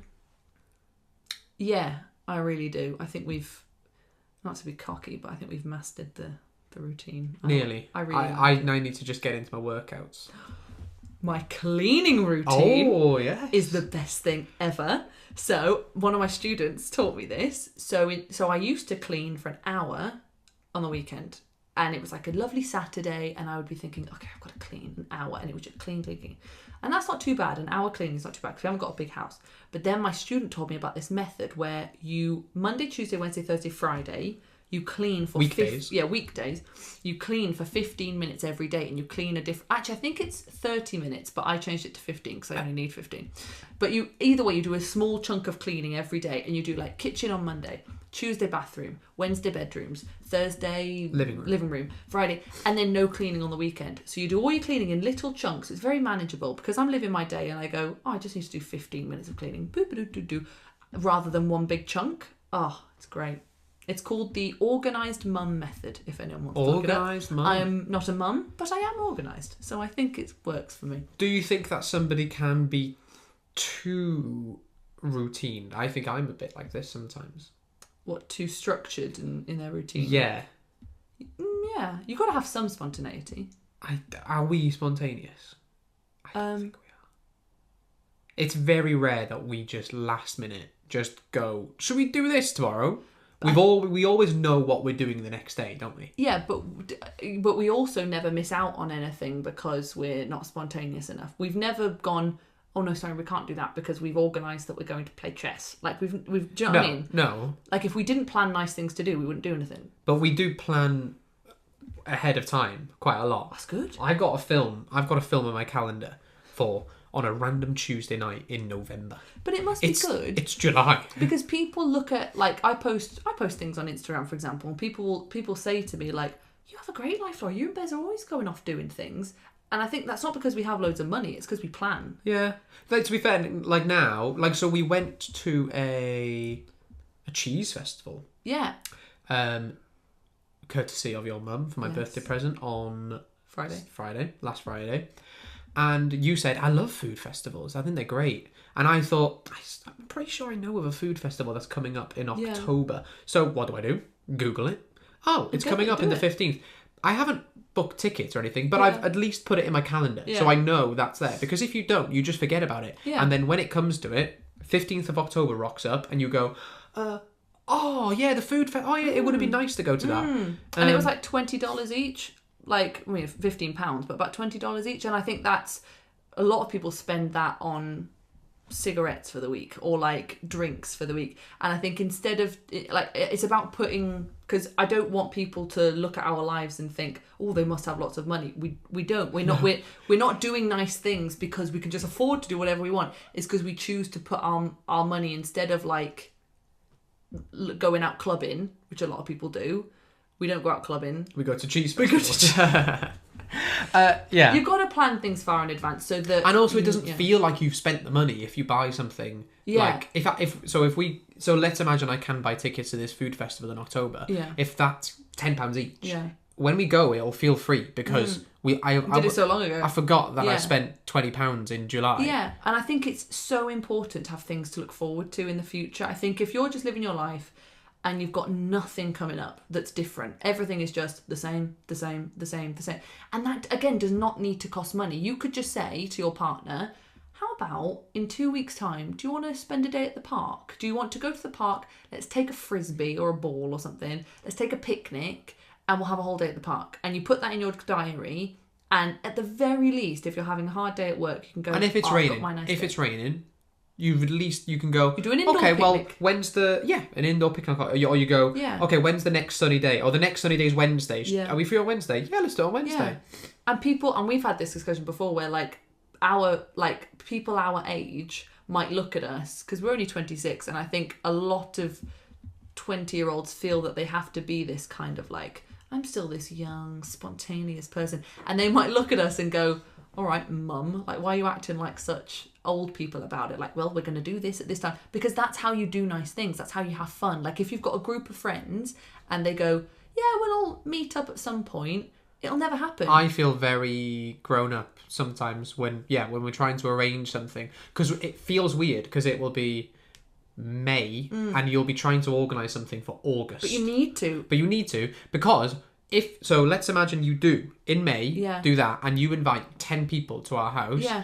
Chances are, because you've done it in such advanced time, all those people can come. Yeah. So then in August you have people go, it's so lovely that we're all here. But if you did it 3 weeks before, 2 weeks before, a month before, maybe 4 people could come, and then yes, great, 4 people are there, but you might be going, oh, it would have been nice if this person was here, or oh, can you imagine if we were all here? Yeah. So you just got to do it. But I think people confuse being chilled and relaxed with being like, sorry, what am I saying? Yeah, people think that if you are organised and plan things, it means that you're high maintenance and tight and like, but not necessarily. No. It's just, you just put these things in place so that you can do them, and there's no worry. Because I feel very relaxed and chilled because I plan things. If we go on holiday, we'll do a lot of like planning. Because then it's things so like chill that. when you're there, because you know what to do. The most stressed people I know are the people who don't plan and are not organised. Those are the people who are like rushing. I've got to get the train. Oh, I'm late. They're so stressed. Imagine if we went on holiday. Imagine you go on holiday to Valencia, and I go on holiday there. Right? You've planned everything. right? Yeah, but I have left like maybe there's like one day where for the afternoon I haven't put anything in there and I've gone like explore. But So I'm still being. But let's imagine you look online and you see, oh, there's this castle that is 10 miles away, and you've made some effort and you've researched, you've looked it up, and you've found that there's a bus that takes you, and the bus leaves at 10:30 in the morning on the Wednesday when you're there. So then you go there, bye-bye, you've gone on a nice day out. And then we talk about our holiday, and I didn't plan anything. So you say, going around in oh, circles did you go to Valencia as well? Oh, yeah. Did you see this castle? Oh, no. Where was that? Oh, you needed to get this bus. Oh, I didn't see that bus. Right. Oh, okay. And then I end up just milling around, just walking around Valencia. I'm sure it's a lovely place. But I think people think that like, oh, in life, to be spontaneous and to just, you know, experience life as it happens, you just don't plan anything, see what happens. But there's a balance. You need to plan enough so that, like, for example, at the cheese festival we went to, we didn't plan everything we were going to do at the cheese festival, but we knew we were going to be there. So at the very least, like, we did this lovely thing, but then it was all new to us. We were spontaneous. Like, just have a balance. And if you're the most stressed and flustered people I know are the ones who would say, yeah, we don't need to plan, just go with the flow. Those are the stressed people. Yeah, because they end up, when it comes around to it, they're like, oh, I don't know, I didn't know this was happening. Yeah, how do I get there? This bus that I didn't know about leaves in 10 minutes, we've got to run. Like, run. Whereas we know this bus is coming at this time, so that's good. And we can have a big sense of superiority. I also do you think it's good to be bored? Because I don't think I'm ever bored. And you can make that about phones and things like this, of course. But I think I'm never bored because I'll look ahead in my schedule for the next week. Yeah. If I see an empty evening where there's I've got nothing to do. Yeah. Usually I'll ask my friends if they want to play Xbox or something like that, or anything really, or if not, I'll maybe think about what we could do, or let's go to the cinema or something like that. If there's no films on, I'll think, okay, well, maybe I can watch a film on my own, or we could watch a film together. If I don't fancy that, okay, let's play chess or something like that. And if we don't play chess, we can go for a walk or something. But I don't like, and it doesn't happen very often, but I don't like it when in the evening I've just got nothing to do, and I just think, I'll just see what I want to do. Nothing ever happens. Nothing ever happens. When you go, we'll just have a free evening. What do? You sit in front of the TV. And you don't do anything. And you're usually watching something that you actually don't really care about, you know. And it's like, well, why wouldn't you spend that time watching something worthwhile? Why didn't you plan ahead and go, oh, I wanted to watch this film. I've wanted to watch this film for ages. Let's watch it. It's so funny because, like, we're quite passionate about this subject, but I do genuinely think that a lot of people, if you feel that your life is chaotic, you don't feel like you have enough it's like some self-help podcast. Yeah, but I think a lot of people could improve their life by about 5% if they just did a bit more planning. And it's only 5%, but any little percentage you can get to make your life better, why not? So tune in next time for the next self-help / learning English podcast. Self-helping English podcast. So speaking of, what's our plan for this afternoon? Do we have a plan? Well, I've put in my calendar... record podcast, which is what we're doing right now. Tick. I've also got on my podcast to plan my lessons for next week. On your calendar, not your podcast. On my calendar to plan my lessons for next week. Yes. Chess. We're going to play chess. We're going to play chess. And we're going to do some admin. I'm going to have a bath. Because it's a Sunday. I always have a bath on a Sunday. And if I have some time, I might start my next... video game. What's your next video game? Ghosts of Tsushima. How exciting. See, that sounds like a great plan.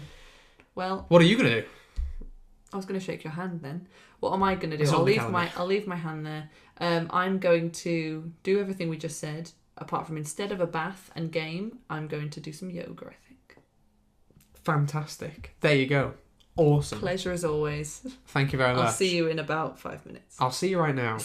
Bye. Bye-bye. Good morning, good afternoon, and good evening. Welcome to Smashing English with my father. This is exciting, isn't it?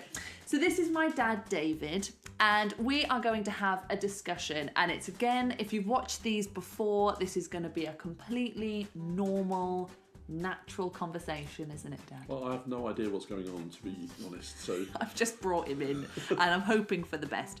So we're not going to particularly try to be very clear. We're not going to try to be understood. We're just going to talk so that you can hear a native conversation, interestingly, between two different generations, because you'll notice that people from my generation have a different way of speaking to someone from my father's generation. He's about 30.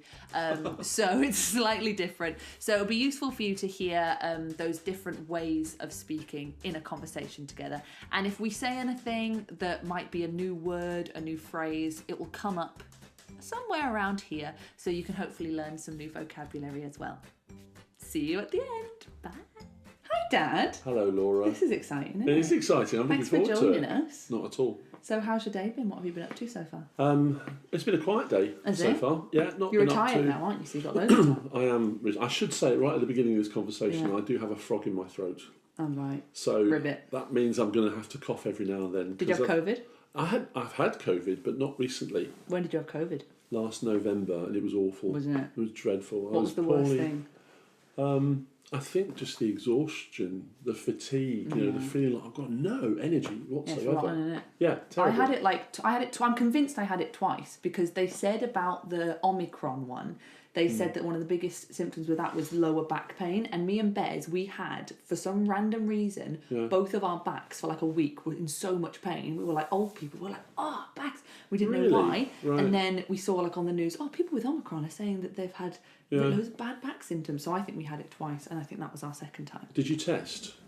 No, not the second time, because we didn't have any other symptoms.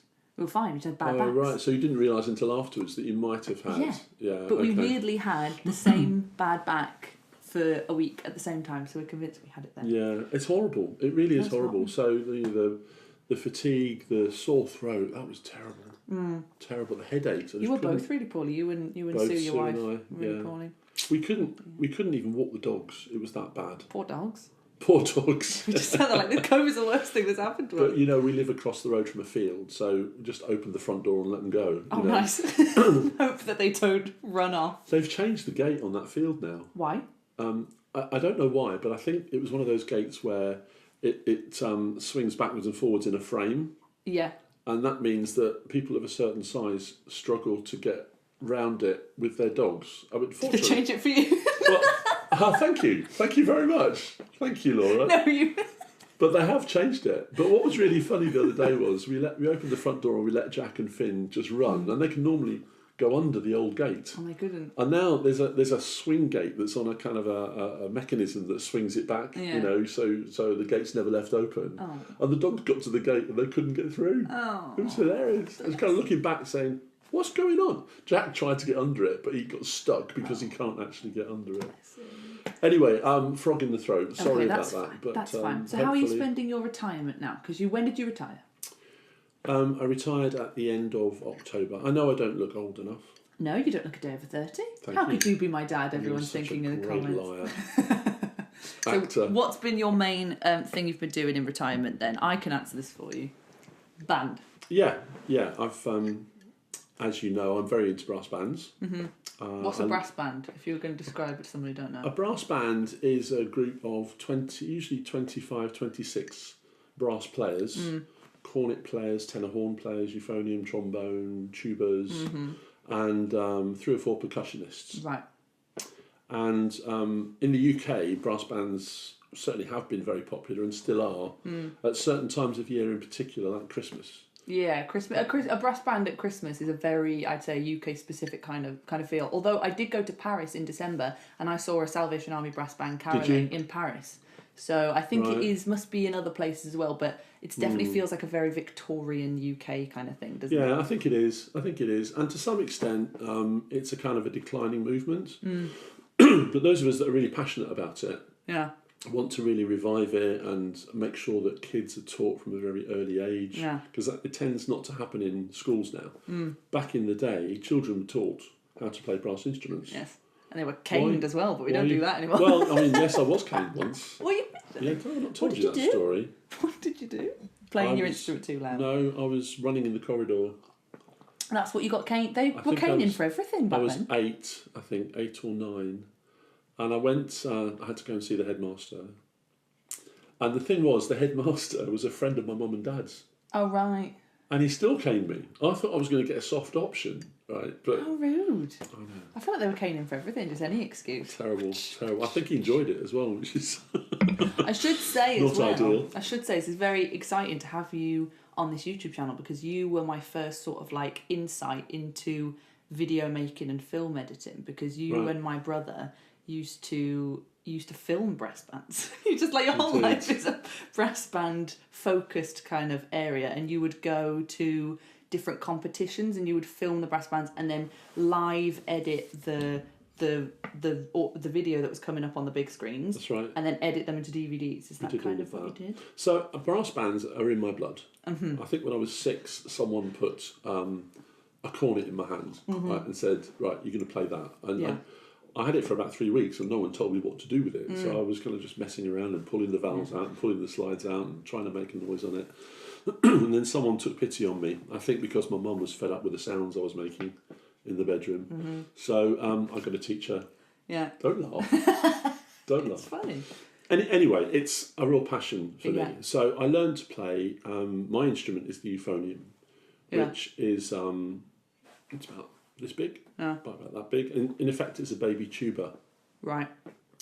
And it's a very lyrical, soloistic instrument, and I've played it forever. But about 15, maybe 20 years ago, I got into conducting as well. So I started to conduct bands. And you conduct every time we watch TV as well, which is a lovely trait. Do I do that? Yes, every time we watch anything, like the theme song is, you're like, Yeah, I mean, that hand goes, because what I'm trying to do is I'm trying to figure out what the time signatures are. You're so cool. And sometimes I say to you, what's that time signature? Again, very cool. And usually, Yeah. I mean, it's a real anorak thing to do, isn't Yeah. it? And it's very niche. Yeah. But, I mean, those skills could be applied not just brass bands, but to orchestras and other You're really selling it as quite. other musical... Anyway, that's what I... So, at the moment, I'm conducting 2 bands. Yeah. We're right in the middle of preparation for contest season, because brass bands compete with each other. Again, very cool. In different areas. Yeah. And it's very...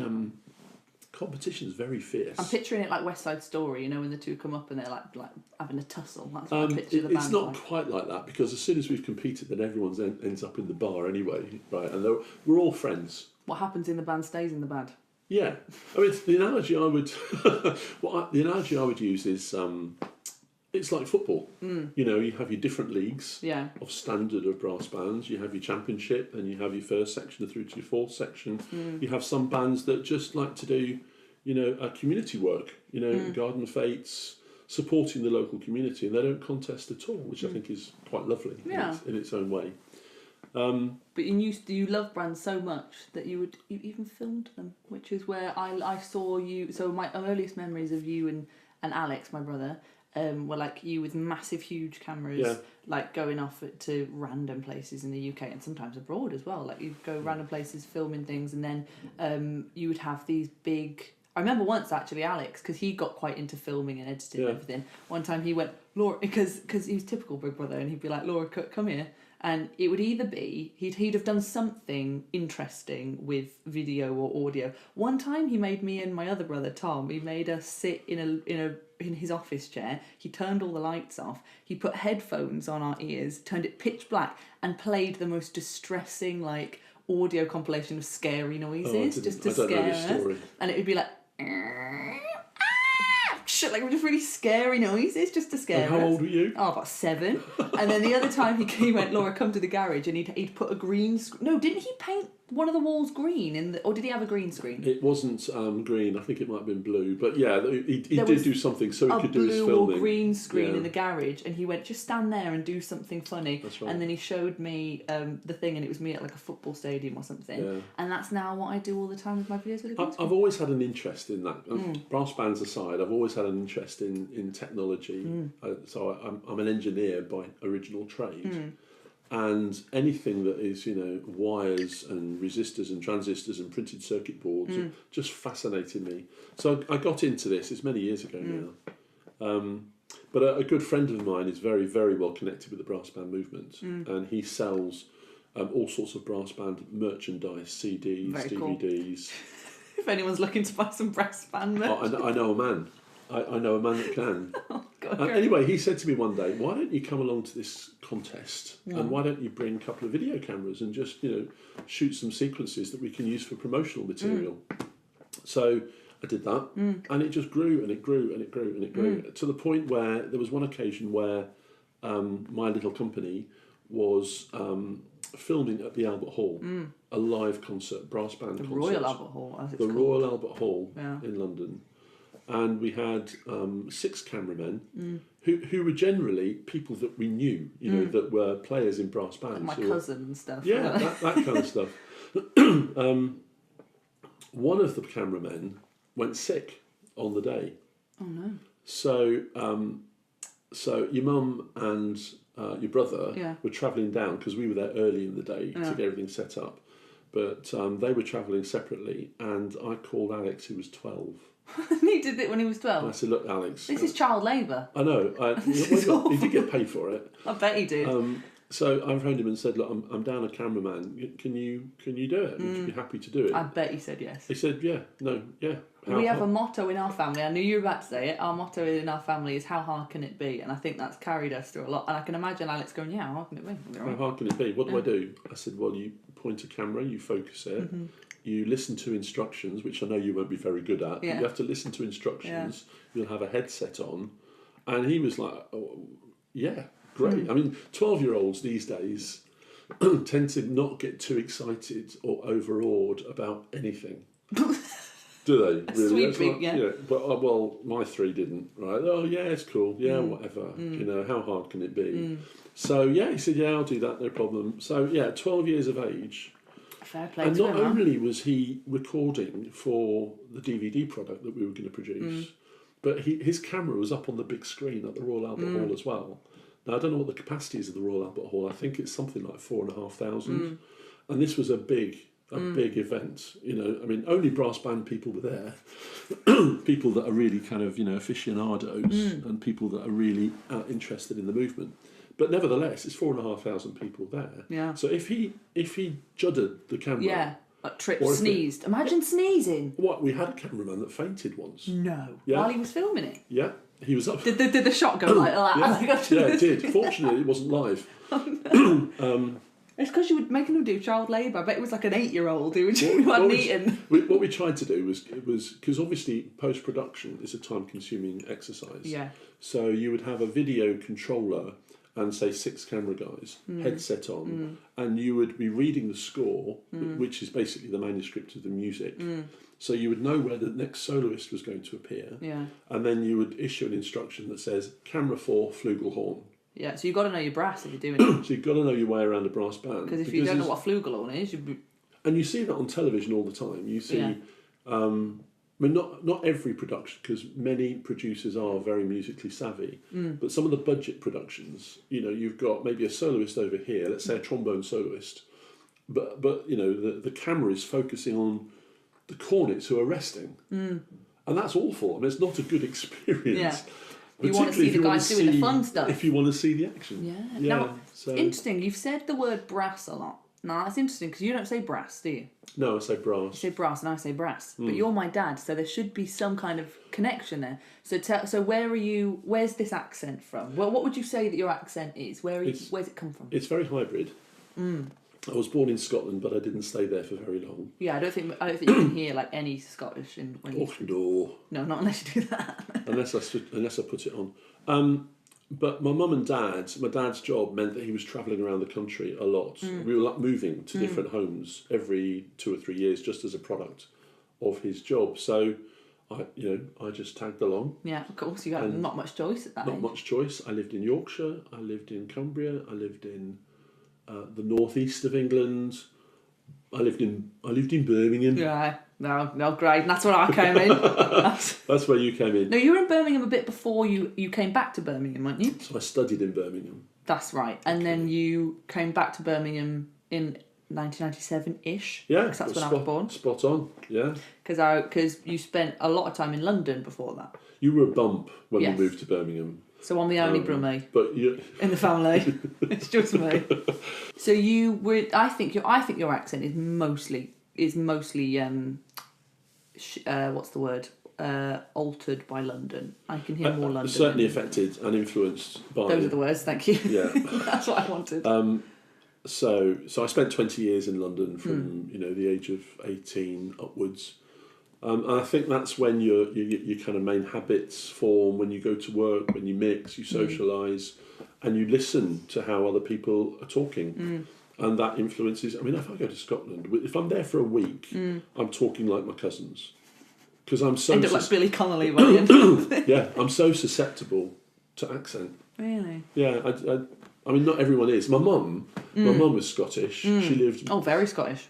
From the age of 25 until she passed away last year. Yeah. She lived in England.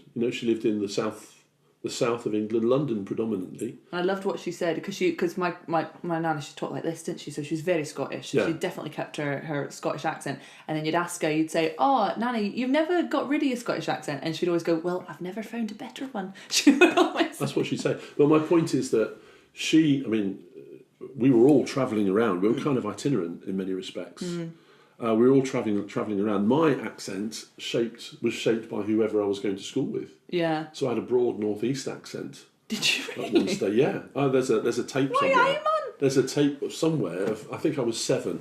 Oh wow. And I've got a very broad northeast accent.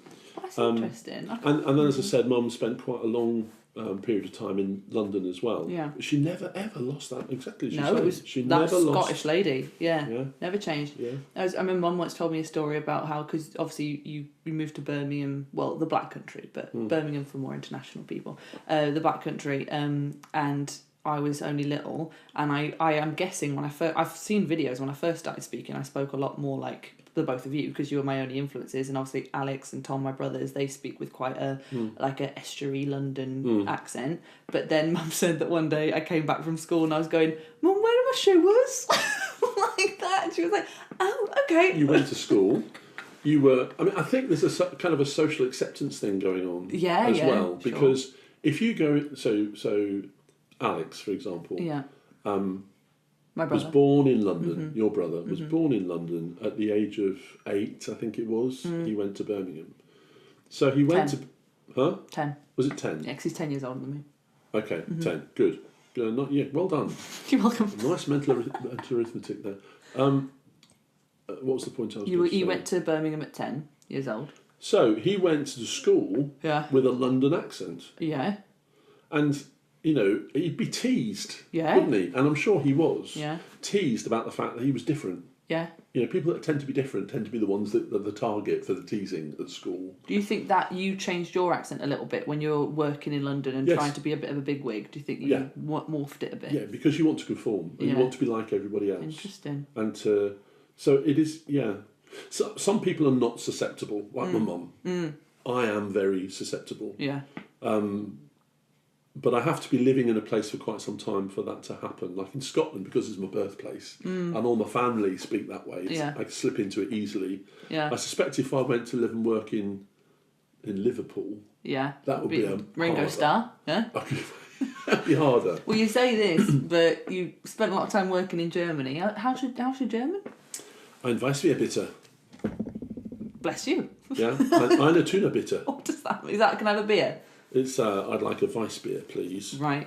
And any other useful German you picked up? I just gave you one. They're very useful. Eine Tüte bitte. Yeah. Which is... I can't wait for the comments of that's not correct. That's completely incorrect. That's not going to have 2 beers at all. One bag, please. One bag, please. Okay. Yeah. So you go to the supermarket. Yeah. You buy your stuff. You need to know, to ask for a bag, because you have to ask for a bag and get paid for it. So you've not been a big old fan of languages, like learning a language. I always found them difficult. To be honest. It's very tricky. It's tricky. When my French is non-existent. In my day, when I went to school, they didn't make you do languages. No, they're not. No, it wasn't enforced. Or if it was, I never turned up. He's like, they didn't make you do languages, and everyone else. I think they did, David. Yeah, you it just could never, be. You just never It absolutely could be. But that was never high on my agenda. I mean, whenever I got free periods or whatever, I was in the music blog playing my euphonium, and writing music. So you say brass. Would your mum and dad have said brass? Your dad would have said brass. Nana wouldn't have said brass. She would have said brass. Yeah, she would have said brass. Brass. With a wide A. Yeah, that's right. But My dad was would have born said- in Reading, which is Reading? not far out of London. Oh, okay. So And I he think would have that's definitely probably- said brass. I reckon. 'Cause I don't remember your dad a whole lot. I remember him being like an old man, but I don't remember talking. I kind of remember his voice a little bit, but I reckon if I listened to him now, I'd hear a lot of you. I'd be like, oh, that's why you sound like how you sound. Completely. I mean, I think I'm turning into my dad. Well, we all do, don't we? We all turn into our Sorry, parents. darling. I know, it's Sorry. all right. It's all right. There could be worse. One of those Could be things you have to worse. live with, I'm afraid. No, but I get it. I was talking to Mum the other day, and we were saying about how me and Alex, and we're talking about Alex a lot in this podcast. Sorry, Alex, he'll hate this, but like me and Alex are carbon copies of each other in lots of ways, but like I'm just the female version. Yeah. So I think me and Alex are very similar. I think I'm just turning into my mum. In terms of how I look, I'm gonna look identical to my mum when I'm old, and that's fine. She's a beautiful lady. So I think everyone just turns into. I think you look like your mum, Yeah. and you certainly sound like your mum. Yeah. When you and Bez come and stay with us sometimes, and I hear you chatting in the kitchen, Yeah. it's like mum's there. Yeah. You know, and but yeah, I think you and I think very similarly. Yeah. You know, in terms of how we approach things, how we organise things. Yeah. How we interact with people. I think that there are lots of similarities there. So tell me a bit more about music then. So how important is music in your life right now? Big question, I know. How vital is music in your life right now? It's as vital as it's always been. Yeah. It's I think music can really move you, it can affect you, it can change your mood, it can change your outlook.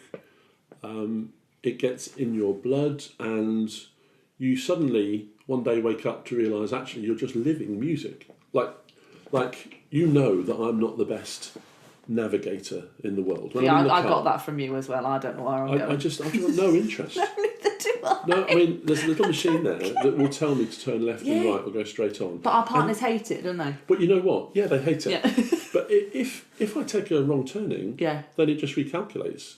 So it's not in any way, shape or form in my head Yeah. that it's important. No, same. And I think I've definitely got that from you in terms of we're very terrible at if we don't think it's going to be useful to us, we completely ignore it. So like we're very so Bez, very good, my partner Bez, very good at navigating, know when we're going. So if I'm on a walk with him, what is the point of me knowing where I'm going? Because I know for a fact he's going to take me somewhere. Why both of our brains be on it when we only need one? What a waste of brain space. So, and the reason I was making that point is that I don't focus on that. Yeah.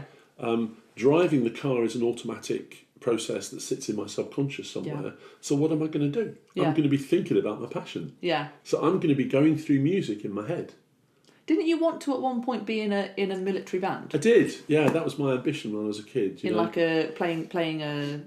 I wanted to be in the Coldstream Guards. I wanted to What's go. that? So it's one of the Queen's Guards bands. Oh right. The Coldstream, Her Majesty's Regimental Band of the Coldstream Guards, something like that is their full grand title. But I wanted to play euphonium in one of those bands, particularly that one, because I like the uniforms. But then you got into TV engineering, is that it?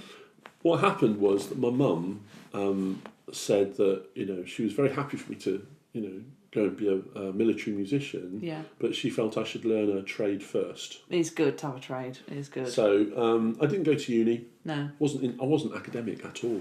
You're not? No. Which is interesting because you're very clever. I'd say you're a very intelligent person, but not. But I think that's the same with me. I think I'm quite intelligent, but not with like numbers. You were and very stuff. intelligent. Or like, I don't like when there's an exam or something and they say here's a question and there's one correct answer. Yeah. Find that one correct answer. I hated that. Whereas when it was like an English essay, and it would say explain how the writer shows sadness in this, you could say anything you want as long as you could sell it, and then they'd be like, yeah, very good, well done. So I much preferred things like that.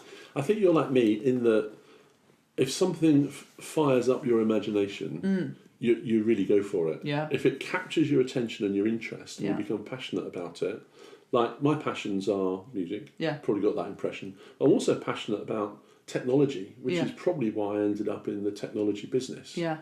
My family, Yeah. and my cars.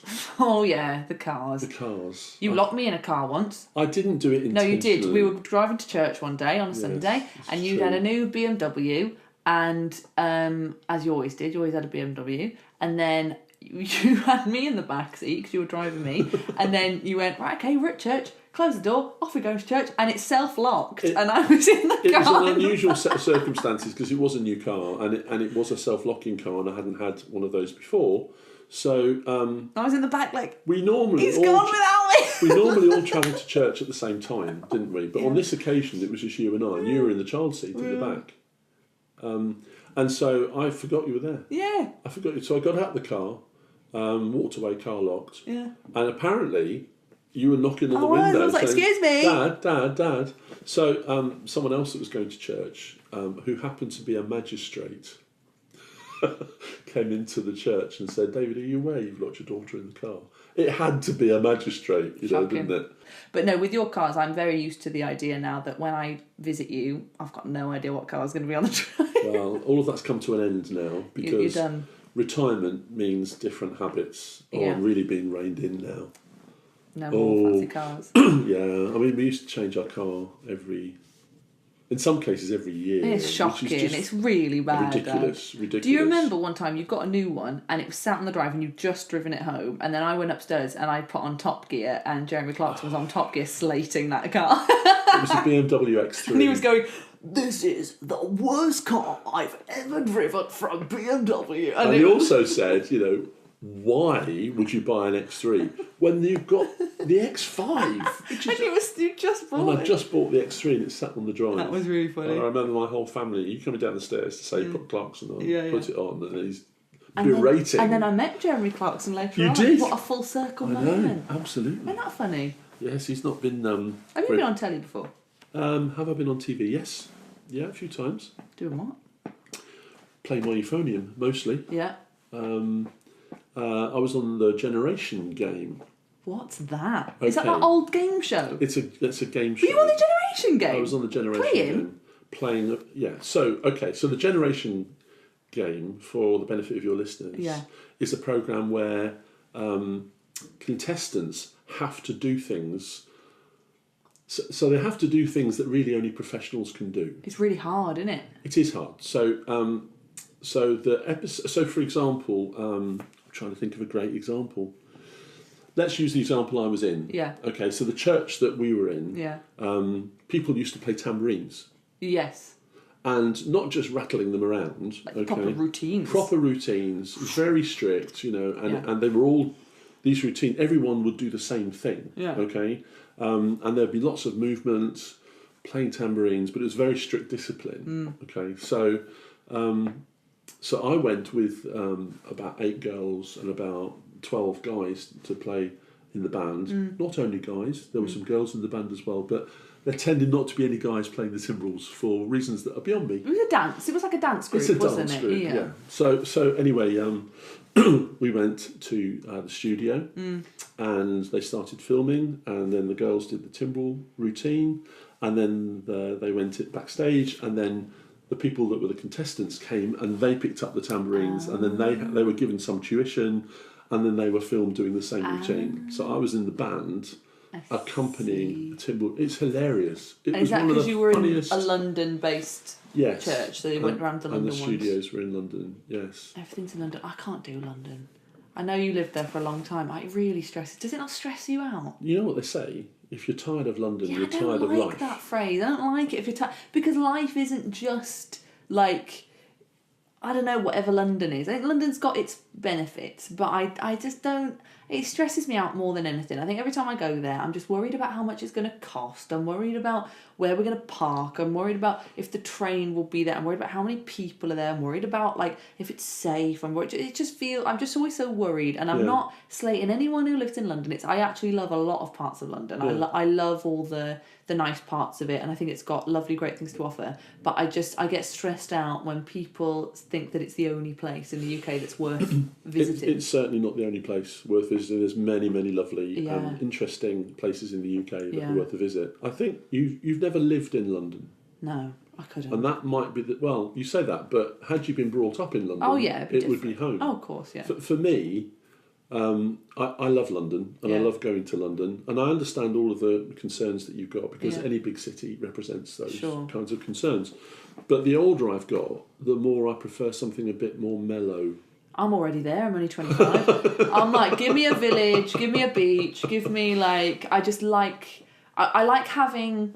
So I think I like going somewhere that's a bit cheaper because then you don't have to work so much. Yeah. So you've got time to appreciate Sure. things. Whereas I think everyone I know who's in London, they have to work so hard Yeah. just to afford to be there. Yeah. So all those lovely benefits of being in London, you don't really get to do because you're working so much. There are some lovely parts of London, though. Oh yeah, like to visit, Now, great. the thing about living in London, though, is just so expensive. It is. It's getting silly. It is. You're ridiculous. paying ridiculous money for almost, a cupboard I know. to live in. So it wouldn't be my choice now. But circumstances and opportunity meant that it was my, that was what, the lot I was given at the time. Yeah. And I really benefited from it, learned a lot, met some really nice people there. I think if you're a millionaire, it's a great place to live. If you're Jeff Bezos, I'm sure he'd have a lovely time living in London. Yeah, Because you can get, the same as anywhere. But I think if you've got a limited budget, I would just rather have a 3-bed house for the price of a 1-bed flat in London. Do you know what I mean? I'd rather have more. Yeah, more I mean, space. living in the suburbs is good because you've got London to tap into whenever you want That's it. still expensive. It's still very expensive because that's where everyone lives. No one. Yeah, no one lives in central. And unless that their job is closely linked to, unless they have to be in a certain location because of their job. I saw a funny video and this guy was phoning in and they were like, where are you from? He said, oh, I'm from central London. They were like, no one's from central London. Where are you from? Oxford Street. Like, no one lives in central London. Unless like, you're living above John Lewis. Literally, people have, like, you've got a place to be. No, I've liked it every time I've been there. And I think I like... Shows are great. Oh, yeah, of course. The We used to go to a lot of entertainment's shows. fabulous. Yeah. Oh, yeah. But so's, lots of places. So, Yeah. I mean, my favourite place in the whole wide world is Las Vegas. Yes, I know. I do. And I've got you to thank for that because you took on a family holiday to Las Vegas and it was also one of the most traumatising times of my life. I knew you were going to tell One that of the story. most fun times of my life and the most traumatising times of my life because it was your birthday, it was your 50th birthday. So this was 2 years ago? Oh, yeah. Hope there's no continuity check on this. So it was your 50th birthday. And we went to Las Vegas and you wanted to go to the Grand Canyon, didn't you? You wanted to go and see it. You guys had bought it for me as a 50th birthday present. You're welcome. You bought me two. Well, whether you were conscious of it or not, Yeah. you bought me. I don't know where the money came from. I suspect it came from me. Probably. I got to go and see Elton John in Caesar's Palace. Oh yeah, that's fun. That was really good. Playing a set called The Red Piano. And then, the Grand Canyon, where we had to get to it, the option that we had chosen was to fly. But there was another option. So yes, the option we had chosen was to Yeah. fly, and we turn up on the day, and the guy goes, listen guys, I'm your pilot for today and we can take you, but it's going to be really bumpy out there, so it's completely up to you. You can get your money back, but just let you know it's going to be a bumpy ride. So I was instantly like, thank you very much, money back, cheers. But you said, no, this is the last day of the holiday, I want to go to the Grand Canyon, this is my present. And then he said, all right, well, you can take the bus, there's a bus. And I was like, great, let's go for the bus. But the bus was going to take 2 hours more, and you were thinking, no, not a fan of that, because a bit longer, I want more time at the Grand Canyon. So we went in the little tiny rickety plane that looked like it came straight out of World War II, and it was I felt like I was going to die. That was my near-death experience. It was awful. It was okay. Dad. It was a little bumpy. My brother was throwing up. I was sobbing. It was going oh, dum dum dum, bum bum bum bum, and I was like, ah! I've never cried so much. And I was like, this is it. And you look down and you just see mountains, nowhere flat But to what land. you didn't know was that the pilot. I'd said to the pilot, "Are you sure it's safe? Is it safe?" And he said it's absolutely safe. Yeah, I'm sure he He did. said, no, he did. He said it's bumpy. I'm not sure I understand. Oh, that's really funny, isn't it? Because my watch is Is that your just... Siri? Yeah, that's never happened before. That's never, ever. I'm not sure I understand. I didn't understand either, Dad. I did not understand the thought behind it. I felt really bad. I did feel really bad because selfishly, Yeah. I had kind of influenced. I wouldn't say insisted because that's not me really, but I had influenced everybody to take this flight. So, as you described, it was very bumpy. Pilot next to me was saying, "Are they okay?" in the back. So I was sat next to him at the front. I said, "Yeah, they're fine." But just out of curiosity, if we had to land, what would happen? He said, "Well, there's at least 5 or 6, I can't remember the number, but many landing points. So wherever you are in the journey from Vegas to the Grand Canyon, there is always someone somewhere in an emergency. I'm sure that's what he said. Yeah. But I mean, he seemed to know what he was doing, and I could have taken over. I mean, if he'd have been ill, I could have taken over, no problem. How hard can it be? It's not the phrase you want to hear in a situation. But then, when we got to the Grand Canyon, to get down to the Colorado River, you have to take a helicopter. Yeah, so you made me get out of one death trap vehicle in the sky, and then you're like, okay, straight into another. And I took so much convincing, didn't I? I was no way. I just about survived that. I've been like given another chance at life, and you want me to step into this helicopter? Are you having a laugh? Oh, awful. And what was in my mind all the way through that trek to the Grand Canyon was, we've got to do exactly the same thing in reverse. And it was no better on the way back, really, was it? Begging you to take the bus back. I was like, please, can we go? And then honestly, that holiday was some of the best times of my life, and one of the worst experiences. Would you get on a light aircraft again?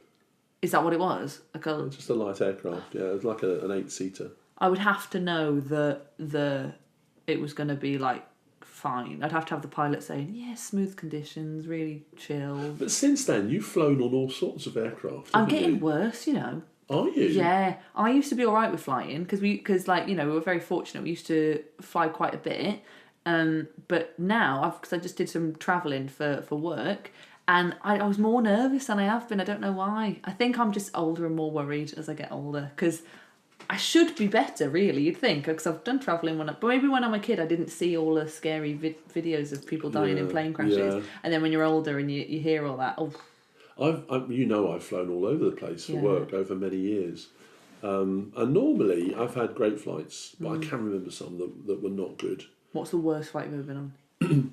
I was flying back from the Philippines, actually. I used to work over in the Philippines. Love it out there. Yeah. It's lovely people, lovely culture, lovely, great to be there. Flying back one time, we had bad turbulence, really bad. Our pilot tried to climb, tried to descend a bit, tried to find some cleaner air, couldn't find it anywhere. Really bad storm. And the whole plane was like buffeting for 5 hours. Journey's 10, I think. So for at least half the journey, through all the way through the night, I've spilt my drink. It was that bad. But it was disaster. It was the flight when I seriously thought about, am I going to get through this? Really? Yeah. I mean, I've never thought. I mean, I'm normally like you, on the plane, asleep. Yeah. Even before we've taken asleep.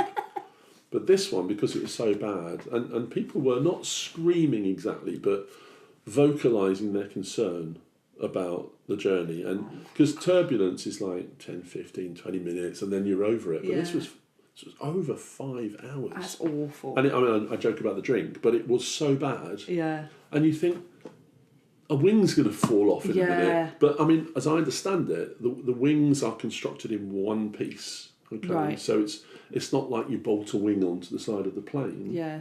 It's in one piece, and almost the plane's built on the wing. So the wing is a very, very, very strong structure and tested to withstand far worse conditions than that. It just doesn't feel like it. When you're in those situations, it does feel like this is the worst thing. I think it's the lack of control that stresses me out a bit, because I very much like to take control of things. And if I'm just in this place, and I know that being in a car is way more dangerous. So if you're driving to the airport, that's when you should be scared. If you're going to be scared of any travel, it should be in the car. But I don't know, something about the feeling of, well, at the very least, I could jump out and there's ground. Yeah. Or I could take the wheel, or I could do something. Plan B. Exactly. Whereas in the air, I've got nothing. I can't do a thing. There's done. I'm laughing about it now, but at the time I didn't laugh about it. Halfway through all of this really excessive turbulence, it's just relentless, just would not stop. The pilot kept walking down the plane. No, why? What are you doing? You should be in the front. Who's flying the plane?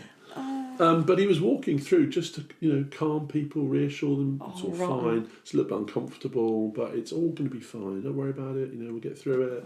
Just can't find some clean air right now, but I'm sure we will in time. So don't worry. I have to have a mantra. I heard this on TikTok. You on TikTok? Oh no. No. TikTok. We have a clock. I heard this on TikTok, and it was you need to remember there has never been a recorded plane crash. The plane has never crashed because of turbulence. That's never crashed a plane. Yeah. So when there was some turbulence on the way to Singapore, I was just like, planes never crashed because of turbulence. Planes never crashed. Just like repeating it to myself, like, we'll be all right. And then I saw this other analogy, and it was like someone put a toy plane in jelly, or jello, if you're American, jelly, and they said, like, when a plane is flying, it's got air pockets or something above it and below it, so it can't just fall. It's like stuck in that bit of the air. So, and they rattled the jelly, and they're like, the plane can move, but it's not gonna. It's like having ground underneath the plane. It can't just go down. So even if it wobbles, it'll stay in that area. So I have to picture the jelly and just be like. I think that's a great way of thinking about it. Yeah. I mean, it's not turbulence is not dangerous. No, it's not. Yeah. In itself, it's not dangerous, but it is very uncomfortable. Oh, it's awful. And it, if you're not an experienced flyer and you've not been through that before, it can really kind of freak you out. Yeah. But if you know what to expect, then you're fine.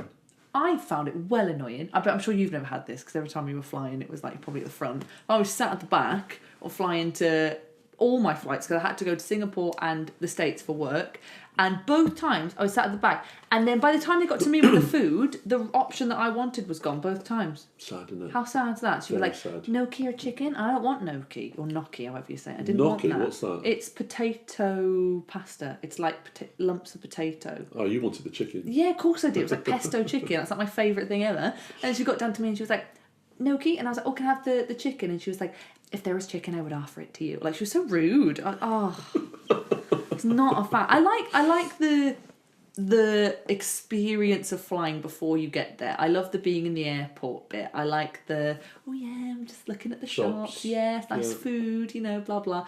Just the taking off is my worst bit. I don't like the takeoff. I love landing. Yeah. Landing's great because I'm like nearly here.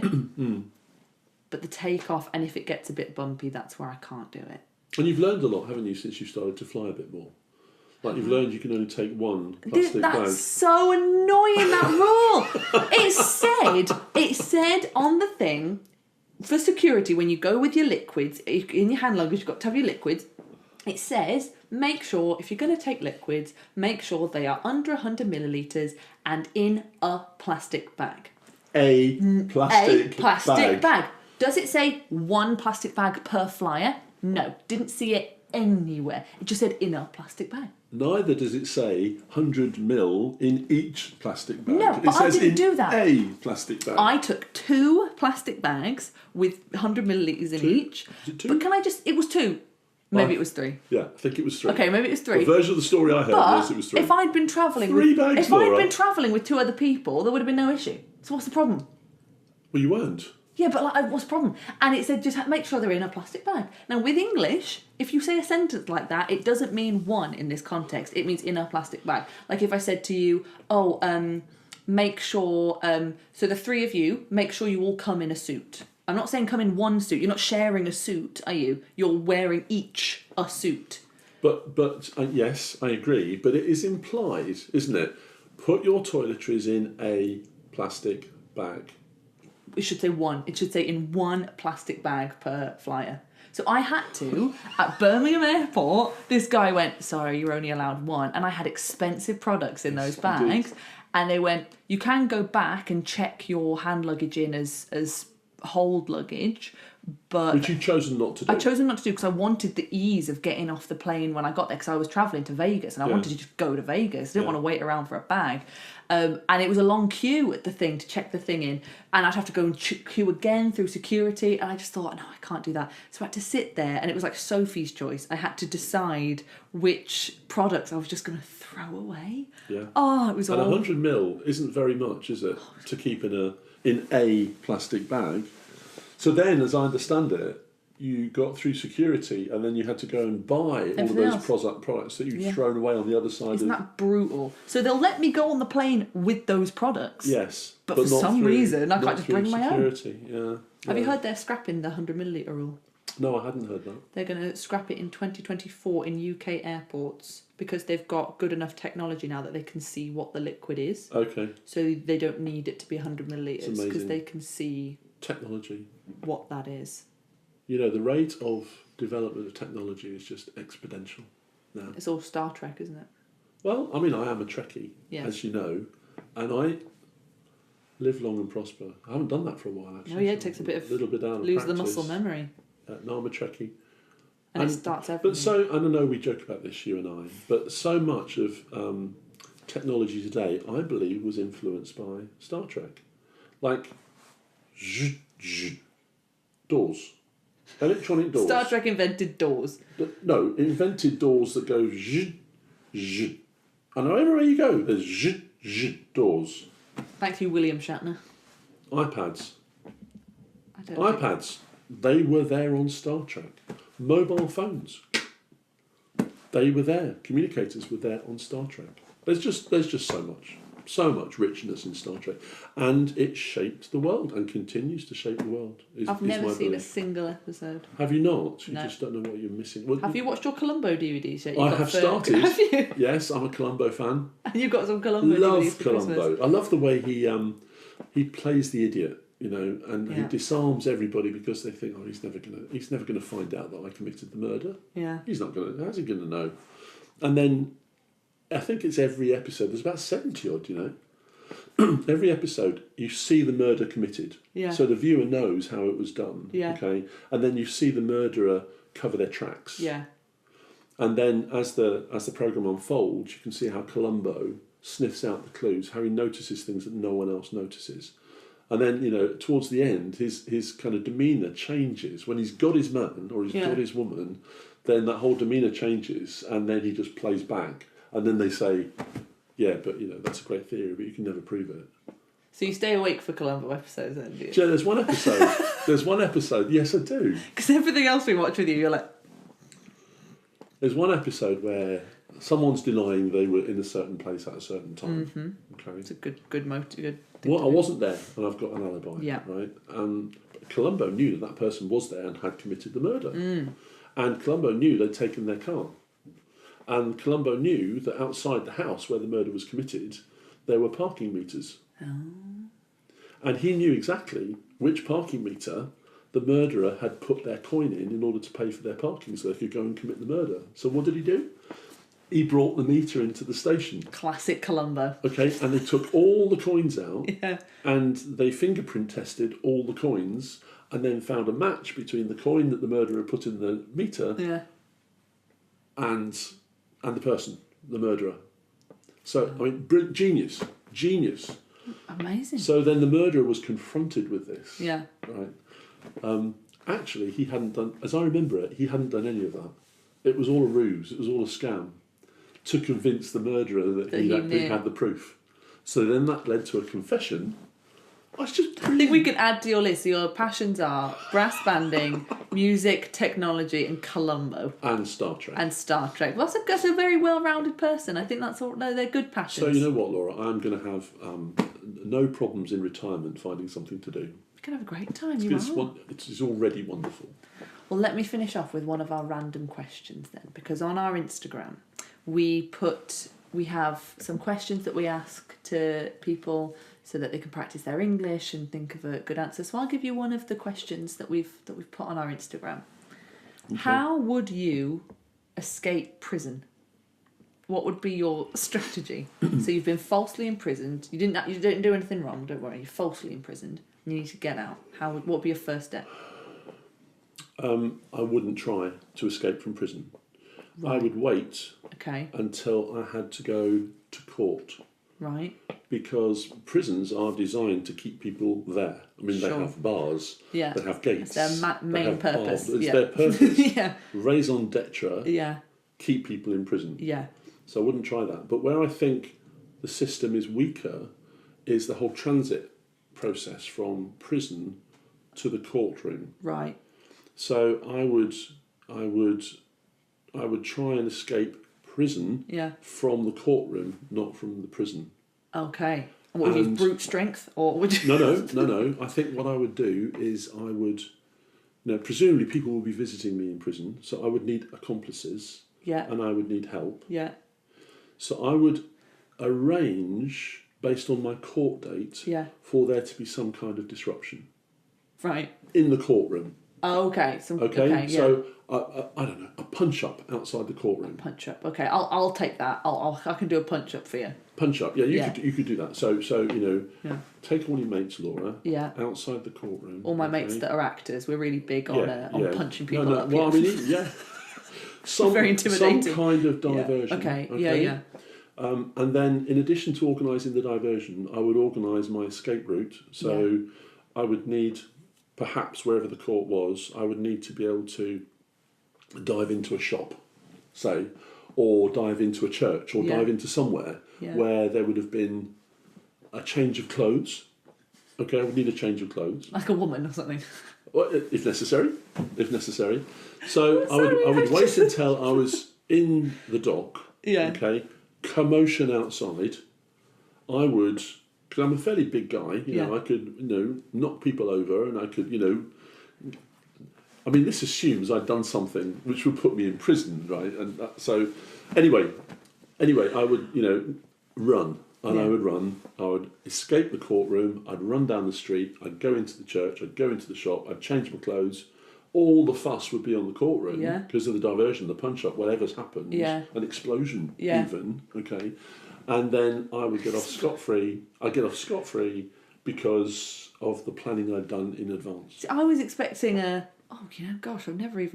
I don't know how I'd accept. I feel like you've planned this. I'm slightly worried of how quickly you came up with that answer. So bam. I need a commotion. I need clothes. I need a shop. I need this. You've got this all sorted. I have got it sorted because I watched a TV programme where the same thing happened. You cheat!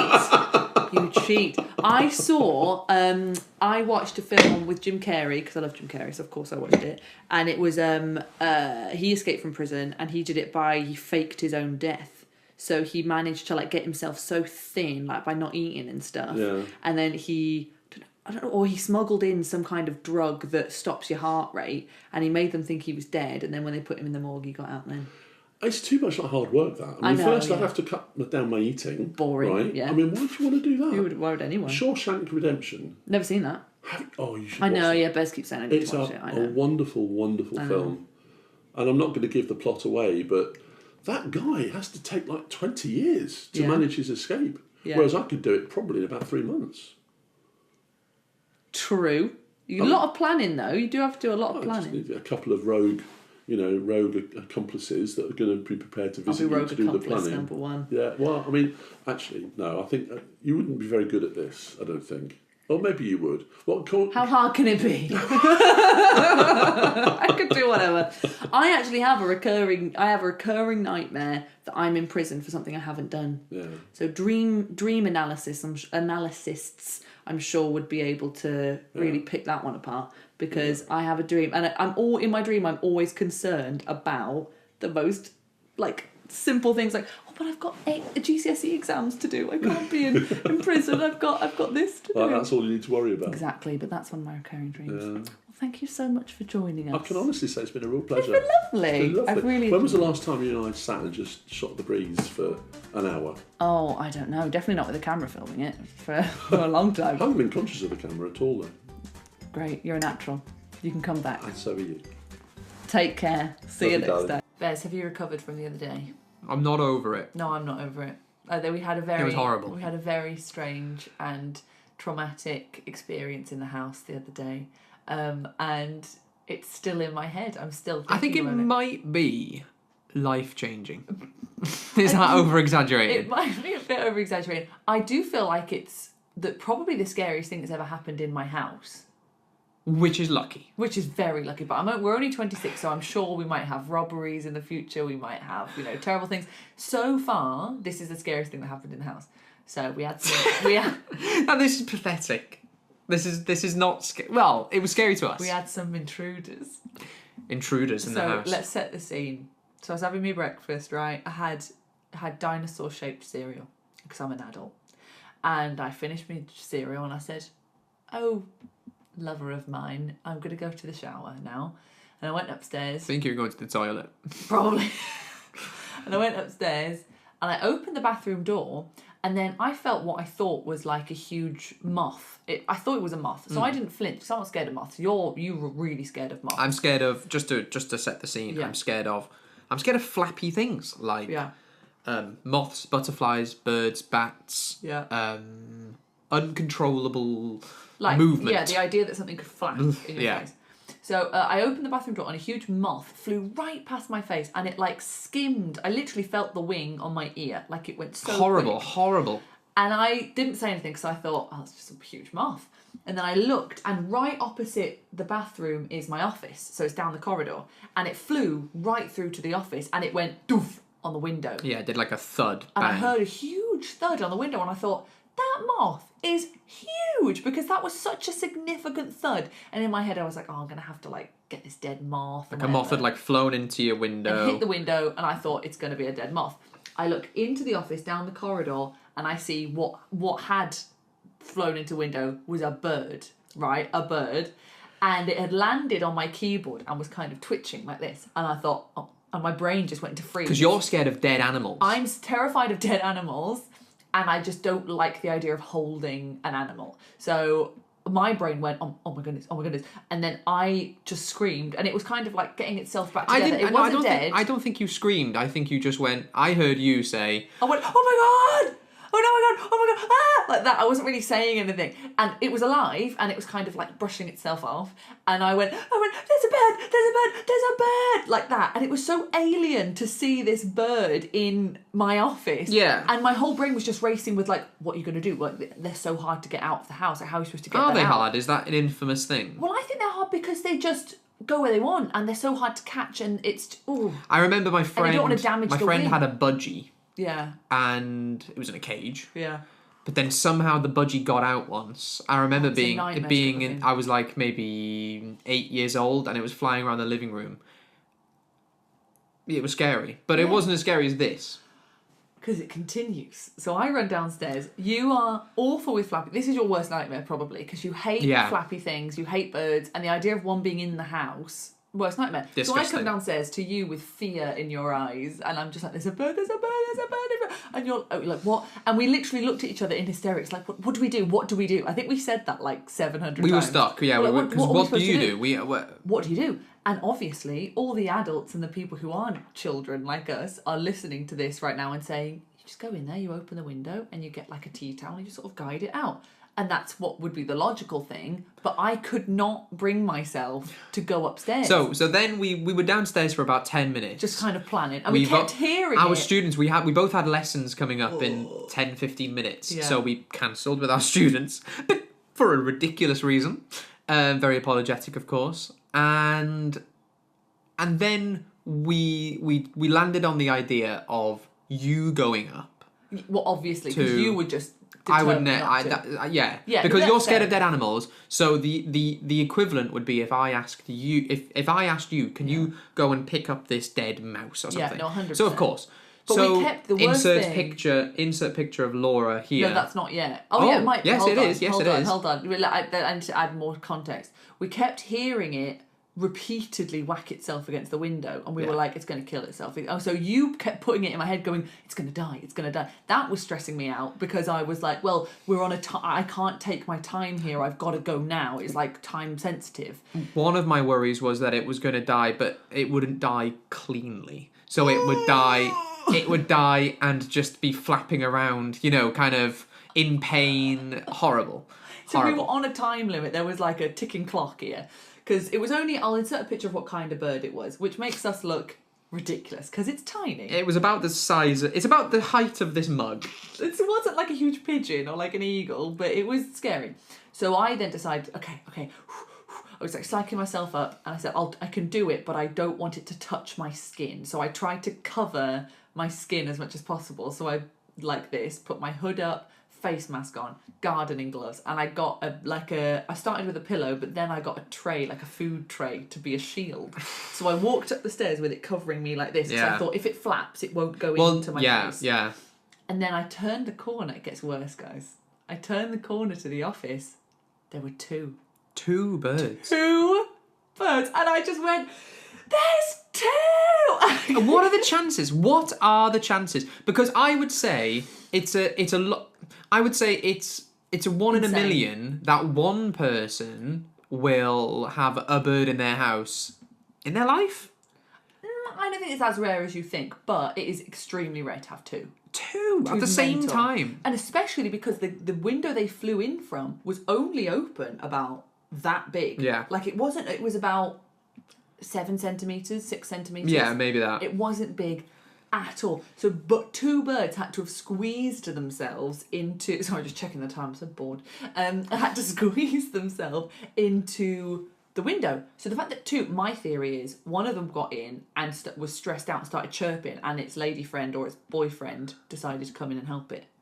Maybe. I don't know. Yeah, But maybe. either or, we've now got two birds floating around the office. And you've got a picture of Sean Connery in your office, and the birds were sitting on the top of the picture of Sean Connery. And it was insane, because now it's not a case of, I'm just going to go in there, there's one bird, make sure that there's two now. So I just ran And they were back flying, and downstairs. we saw them flying around. And I just ran back downstairs. I was like, what do we do? There's two birds. So the chances of one of them killing themselves is now doubled because there's two. And so we thought, let's go outside and look and see if we can see them through the window. And it was so weird to look into your house and see It was two surreal. two little They were just birds. sat on my window ledge like this. I'm like, get out of my house! What are you doing in my was house? crazy. They just do, and then they'd whack into the. That was the thing that I hated, was them keep throwing themselves into the window. I hated that so much because I was like, they're gonna die on my watch because I'm not brave enough to go and open the window. So we literally just were. I nearly cried. I was stumped. I was so stressed. We were like, what are we supposed to do? Then I saw a van parked outside the neighbour's house, and I thought, anyone who drives a van and has a normal, serious job like this will know how to deal with this. Why is that the assumption? Because we are absolutely useless. I am a useless human being. We can sit down and we can teach people English, but when it comes to practical things like there's two birds in a house, we are totally, totally useless. So we knocked on the door, and there was a man who was doing painting for the house next door, and I said, I'm really sorry, we've got two blue tits in our house. Can you come? And he went, yeah, I'll be round in a second. No issue. He was like, whatever. He went upstairs. I heard him in the office going, hello, hi, like so nice to them. And we were So just like, weird. oh. And then he just grabbed a tea towel and just gently picked them up and just released them like it was nothing. But they pooed everywhere. They pooed on my chair. They pooed on our important documents to buy a house. Yeah, that's the nightmare. Which I'm still going to send off because it just looks like coffee. Does it? It's only a tiny bit. I mean, they won't know. But yeah, they pooed everywhere, and it was just traumatizing. My heart has never beat so fast. It was literally pumping. Wow. Well, you're lucky then. If that's the most traumatizing thing that's ever happened to you, is two friendly birds have been in your office. Then that is lucky. I know, but that was just insane, wasn't it? We couldn't believe it. Two. I do think about that every 20 minutes still now, and that was 3 days ago. I will never get over the sight of when I turned the corner and just saw that thing on my keyboard going like this, like sort of fluttering, and I was like, the realization hitting me of, that's a bird. I remember my mum, because we had out in our house growing up, like a bathroom. That's good. A toilet outside. What did you call it? An outhouse? A toilet outside. Yeah. We had a toilet inside, but it was it's like a kind of It was there from the olden days, and it had just stayed there. Yeah. I believe that people had toilets outside because there was no plumbing inside at the time. Yeah. But anyway, so yeah. And so there was an outside toilet, and I remember I went for a wee, or a poo, I don't know, when I was maybe 10, 11 years old, maybe older, and there was maybe I'm misremembering, but I believe it was a crow that was like drowned in the toilet. That's the stuff of nightmares, that. Yeah, and it was just That's like a Stephen King I'll have to ask my mum because she'd remember, but yeah, it was horrible. It was horrible. Awful.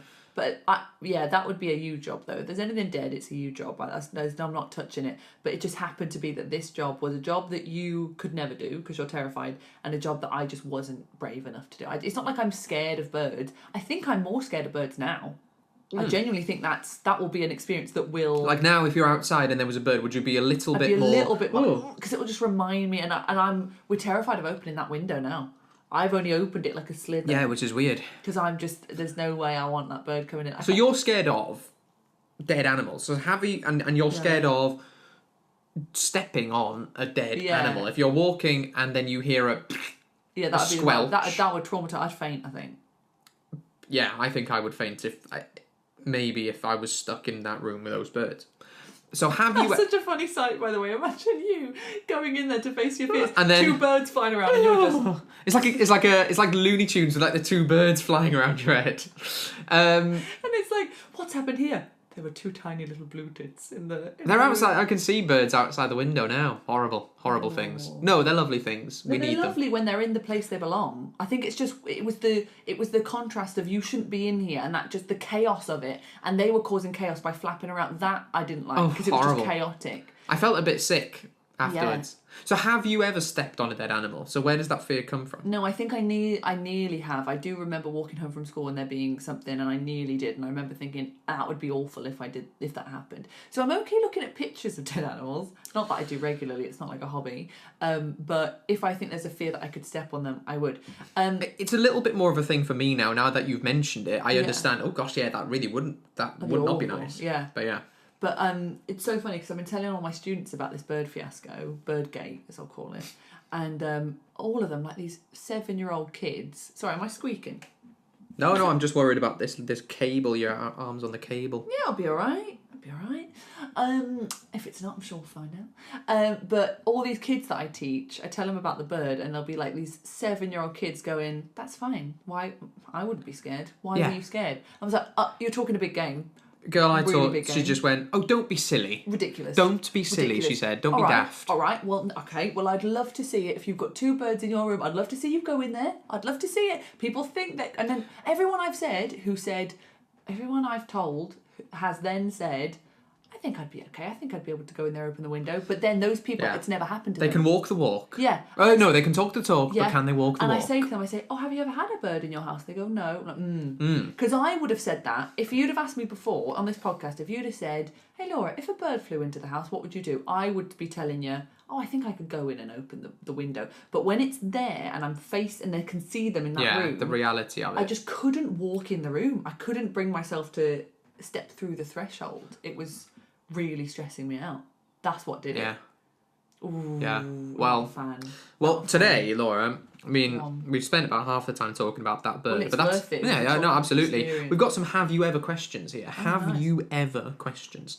I ask some of these to my students sometimes to Do practice. Yeah, they practice the present perfect tense. Good, isn't it? Yeah, and I've got some here. Here's a good one, Laura. Go on. Have you ever cheated on an exam? Yes, deliberate, but not my fault. The teacher made me do it. Yeah, go on. So I had my French exam. I got the highest mark because it was the French oral. So I went in, and what you had to do for your French oral is you had to pre-write an essay of like what you're going to say. So it'd be typical things like in English it would be like, my name is Laura. I enjoy going to the cinema with my friends. Sometimes I like just like a typical thing. And you had to write it down so that your teacher could check it and be like, oh, that's good. But then when you went to do the oral test, you couldn't take it with you. You had to memorise it. So Which is ridiculous because learn that's just a memory test. Yeah, that's true. It would be better if it was more of like a conversation, Yeah. but it wasn't. It was literally just stand up and talk French for 2 minutes. And obviously you had to remember it. So I kind of knew it. I was like, okay, we'll be fine. And the way they did the exam was sorry to interrupt. Oh. If you went on a tangent and just spoke about other stuff that wasn't what you've written. Oh, I'm sure you'd be fine. Yeah, it doesn't have to be. No. Okay. That's just for you and your teacher. Okay. Like he's helping you out. Carry on. And so I went in and he said the way we're going to do it is you walk into the room. This is my French teacher. I'll be there.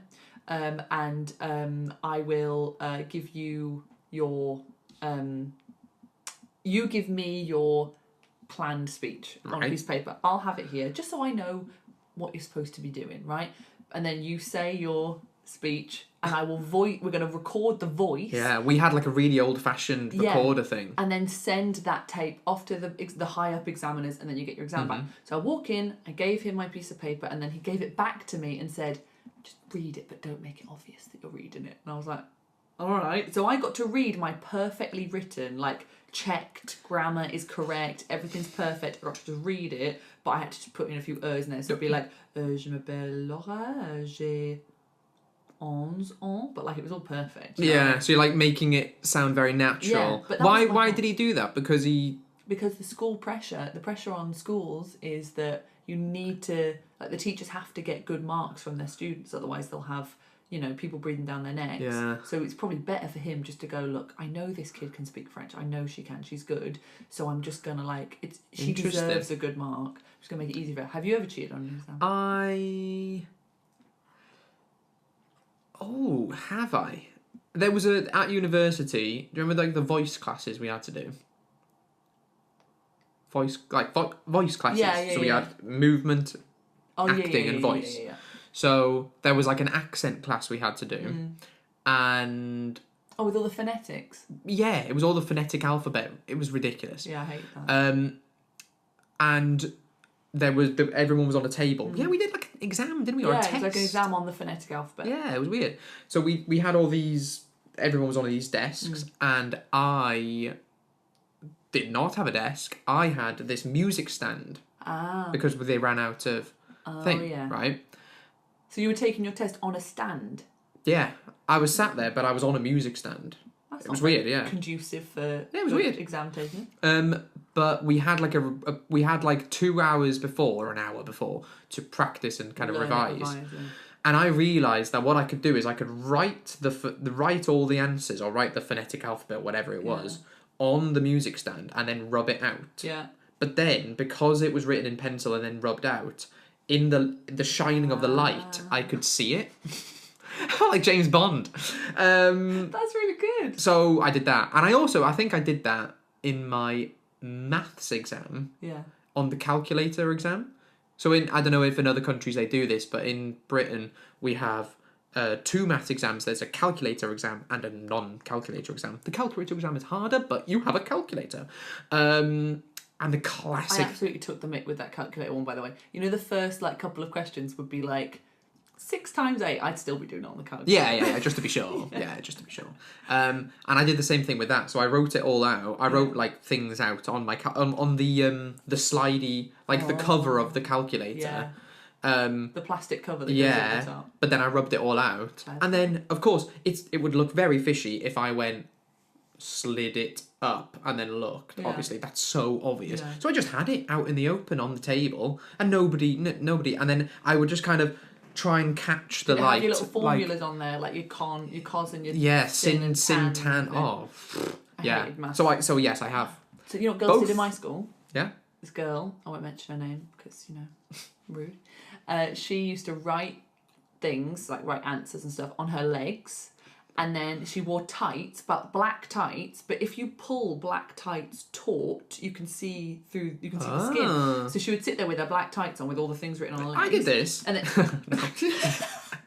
and then she would just like pull it tight and just go like, I mean, it must have been a nightmare to find what you're looking for. Because if you've written all this, you're probably just there like, where should I put that thing? On your other leg, you got your history exam. Yeah, and it must look so obvious that you just see these people going like, where's that? Yeah. But I never did that, but I was terrified of cheating. I was terrified when we took exams in school, and do you remember it was like there was this like a horror story told to us that if your phone goes off in an exam, they will void this exam, but they will also void all your exams that you're going to take. I think that must be just a threat. It is. Yeah, of course it is, because they can't do that, because it happened at my school and that didn't happen. But I remember like doing an exam and we had to put all our bags and our phones in the back. And I remember hearing my ringtone. It was a popular ringtone, so it was someone else's, but it was also my one. What was it? It was just one of the like the Crazy Frog or something. Yeah, or like what was that one? What was the old Nokia one? Something like that everyone had. And I was just turning it down, and the feeling of my heart dropping to my feet when I heard that, because I just thought, it was so terrifying. I remember my friend, because we were told that you only had to write the exams in either black pen or blue pen. Do you remember which one it was? Black. Black, I'm sure it was black. And on like the first GCSE exam. GCSE is like the big exams that you take in the UK when you're like 15, 16, yeah. And it was like the history one, and did it, and then left the exam, and then my friend just in passing said, oh yeah, I didn't have a black pen, so I just did it in blue. And we all, obviously as a joke, because we all knew surely it will be okay, because the whole point was that they said, because they photocopy your exam, they don't actually send your exam, they photocopy it, and if you do it in blue pen, it doesn't come up. The computer can't recognise it. So we really wound him up about it, and we were like, we milked it for like a couple of days. And he was so bet stressed. he was. So stressed. But it's ridiculous that that they're making people stressed about. Well, you know I don't like Silly exams. things. I think the exam system is awful. Let's do Well, another one. Well, yeah, we won't get into that. Okay, here's an interesting one. Have you ever eaten horse meat? Maybe unintentionally, because there was that scandal. Tesco gate. It wasn't Tesco. We don't want to have a libel case. It wasn't Tesco. It was Findus. Oh, yes. Was it Findus? Well, I don't know. want to get a libel, but there was a scandal, and I will insert the name of the brand here. It was something like 70% of their meat was horse meat. It was sold to save costs. It was like lasagnas. Lasagnas. In the UK, they got revealed there was horse meat, but I don't think I ever ate that brand that stuff. So I don't think I have. But yeah, meat's a weird one, isn't it? Because what is the difference between eating a cow and horse? But something about eating a horse just feels bizarre. Yeah, I don't think I'd like to eat horse, unless because no one is walking around going, "Have you tried horse? Oh, so nice." If horse was good, we'd be. I think it's because they're just useful for us. That's true. We don't need to be killing them. We need them for other reasons. Yeah, that's true. But no, I think the meats that are tasty are already established. Have you seen that thing where it's like, where would you draw the line? And there's like a there. Yeah, and it's like it's literally that. So there's like a chicken. There's like a pig, and a duck, a cow, a sheep, and then a dog, and then it goes dog, cat, and it's like where do you draw the line? What you eat? There. About there. Yeah. No, yeah. Sorry to any vegetarians, but yeah, there is. Of course, I'm not going to eat a dog, but I'll happily eat a pig. What about this, Laura? Go on. Have you ever swum in the ocean? Yes, I have. I don't like it though. I really don't. You don't like it? You had a good time. We went to Greece. Yeah, I don't like the beach. I don't like the ocean, which is a very controversial topic because not controversial, but I talk to a lot of people every day who are from gorgeous countries like Brazil and Italy and Spain, and they say, "Oh yeah, I love to go to the beach," and I just hate the beach. I hate it. I think it's because it's UK beaches I don't like. Oh yeah. And I don't like sand, and I don't like salty water. And that's the fundamentals of the beach. Don't like sand. I don't like sand. Sand is so annoying. It's coarse. It's dry. Gets everywhere. Gets everywhere.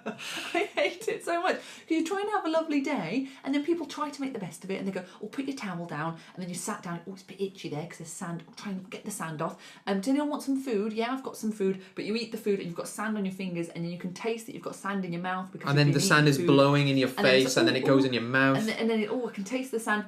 And then your feet gets all sandy, so you can't put your shoes back on because you've got sandy feet. So you have to try to dry your feet and then very quickly put your shoe on so that you don't put without putting your foot on the sand. What a load of effort! And then the ice. Anyone want any ice creams? So then the ice cream van is over there. So one person goes gunk, gunk, gunk, over the sand. Yeah, it's hard to because walk it's hard to walk on. You get about 4 ice creams, and then you have to walk all the way back. But then you've got your ice cream. It drips a little bit on your finger, so you want to wipe it. What have you got to wipe it with? This towel that's also got sand on it. Yeah. So I'm going to wipe it. Oh, now I've just got sandy ice cream on me hand. Where can I wash my hands? The sea. Oh, salty water. Lovely. I'd love to wash my hands in the dirty. Nothing about the beach is relaxing at all. It's not relaxing. When you're a kid, it's nice because you can make your sandcastle. As an adult, I fundamentally hate the beach.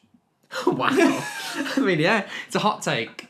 And I don't like swimming in salty water because it gets in your eyes. So if I put my head in it and I wipe my eyes because you've got water in your eyes, then salt goes in your eyes, and that's awful. And then your skin feels awful afterwards. It feels in your hair. Awful. Give me a pool, an outdoor pool, any day. But do you not think, and I agree with you, but I'm just going to be the devil's advocate, Go on. that at the sea, or the beach, you feel more connected with nature. The swimming pool is just so detached, Great. so... Yeah, detach me. I don't know. Detach me but away. You wouldn't... I can feel connected to nature in other ways. I love a lovely walk in the woods, or grass. I love grass. Grass, I love grass. I love leaves. I love plants. But you've never gone camping? No.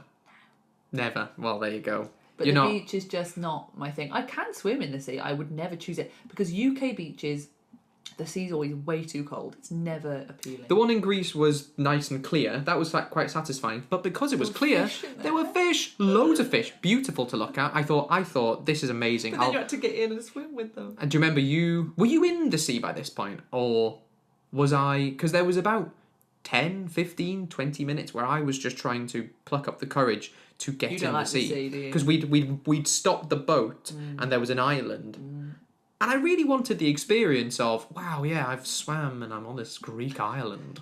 But, so were you in the sea waiting for me? Surely No, I not. made you go in first. Yeah. Because I knew you'd be ages and I didn't want to wait there treading water for 20 minutes while you play. Because you're scared of the sea. I'm scared of the sea. You don't like the sea. And we got a boat and we parked the boat, dropped your anchor Parked. down. But you weren't allowed to park the boat very near to the shore. So you had to park it quite they far away. said like of something rocks. like 30 meters. Yeah. But your perception of distance is ridiculous. Well, so I didn't you wanna made break the us rules. go, no, but we were really far away. Yeah. We were really We far were away. quite And far I away. said, Laura, we can definitely get a bit closer. But you were like, So we had no. to park it and then swim to the beach. How 'cause far do you reckon we swam?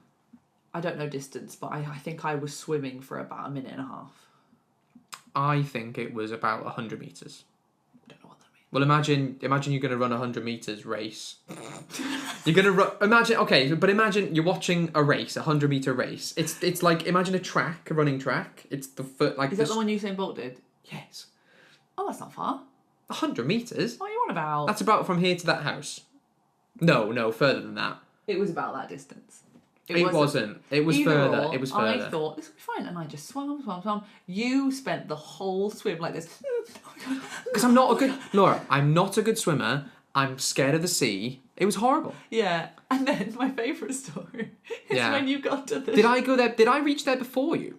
Yeah, I made you swim first. Ah. So I said, right, you And swim. did you watch me the whole way? I sort of got in about after you'd been swimming for about 10 seconds. Then I got in, and you swimmed all the way to the shore. And then what did you do when you swimmed? Swam.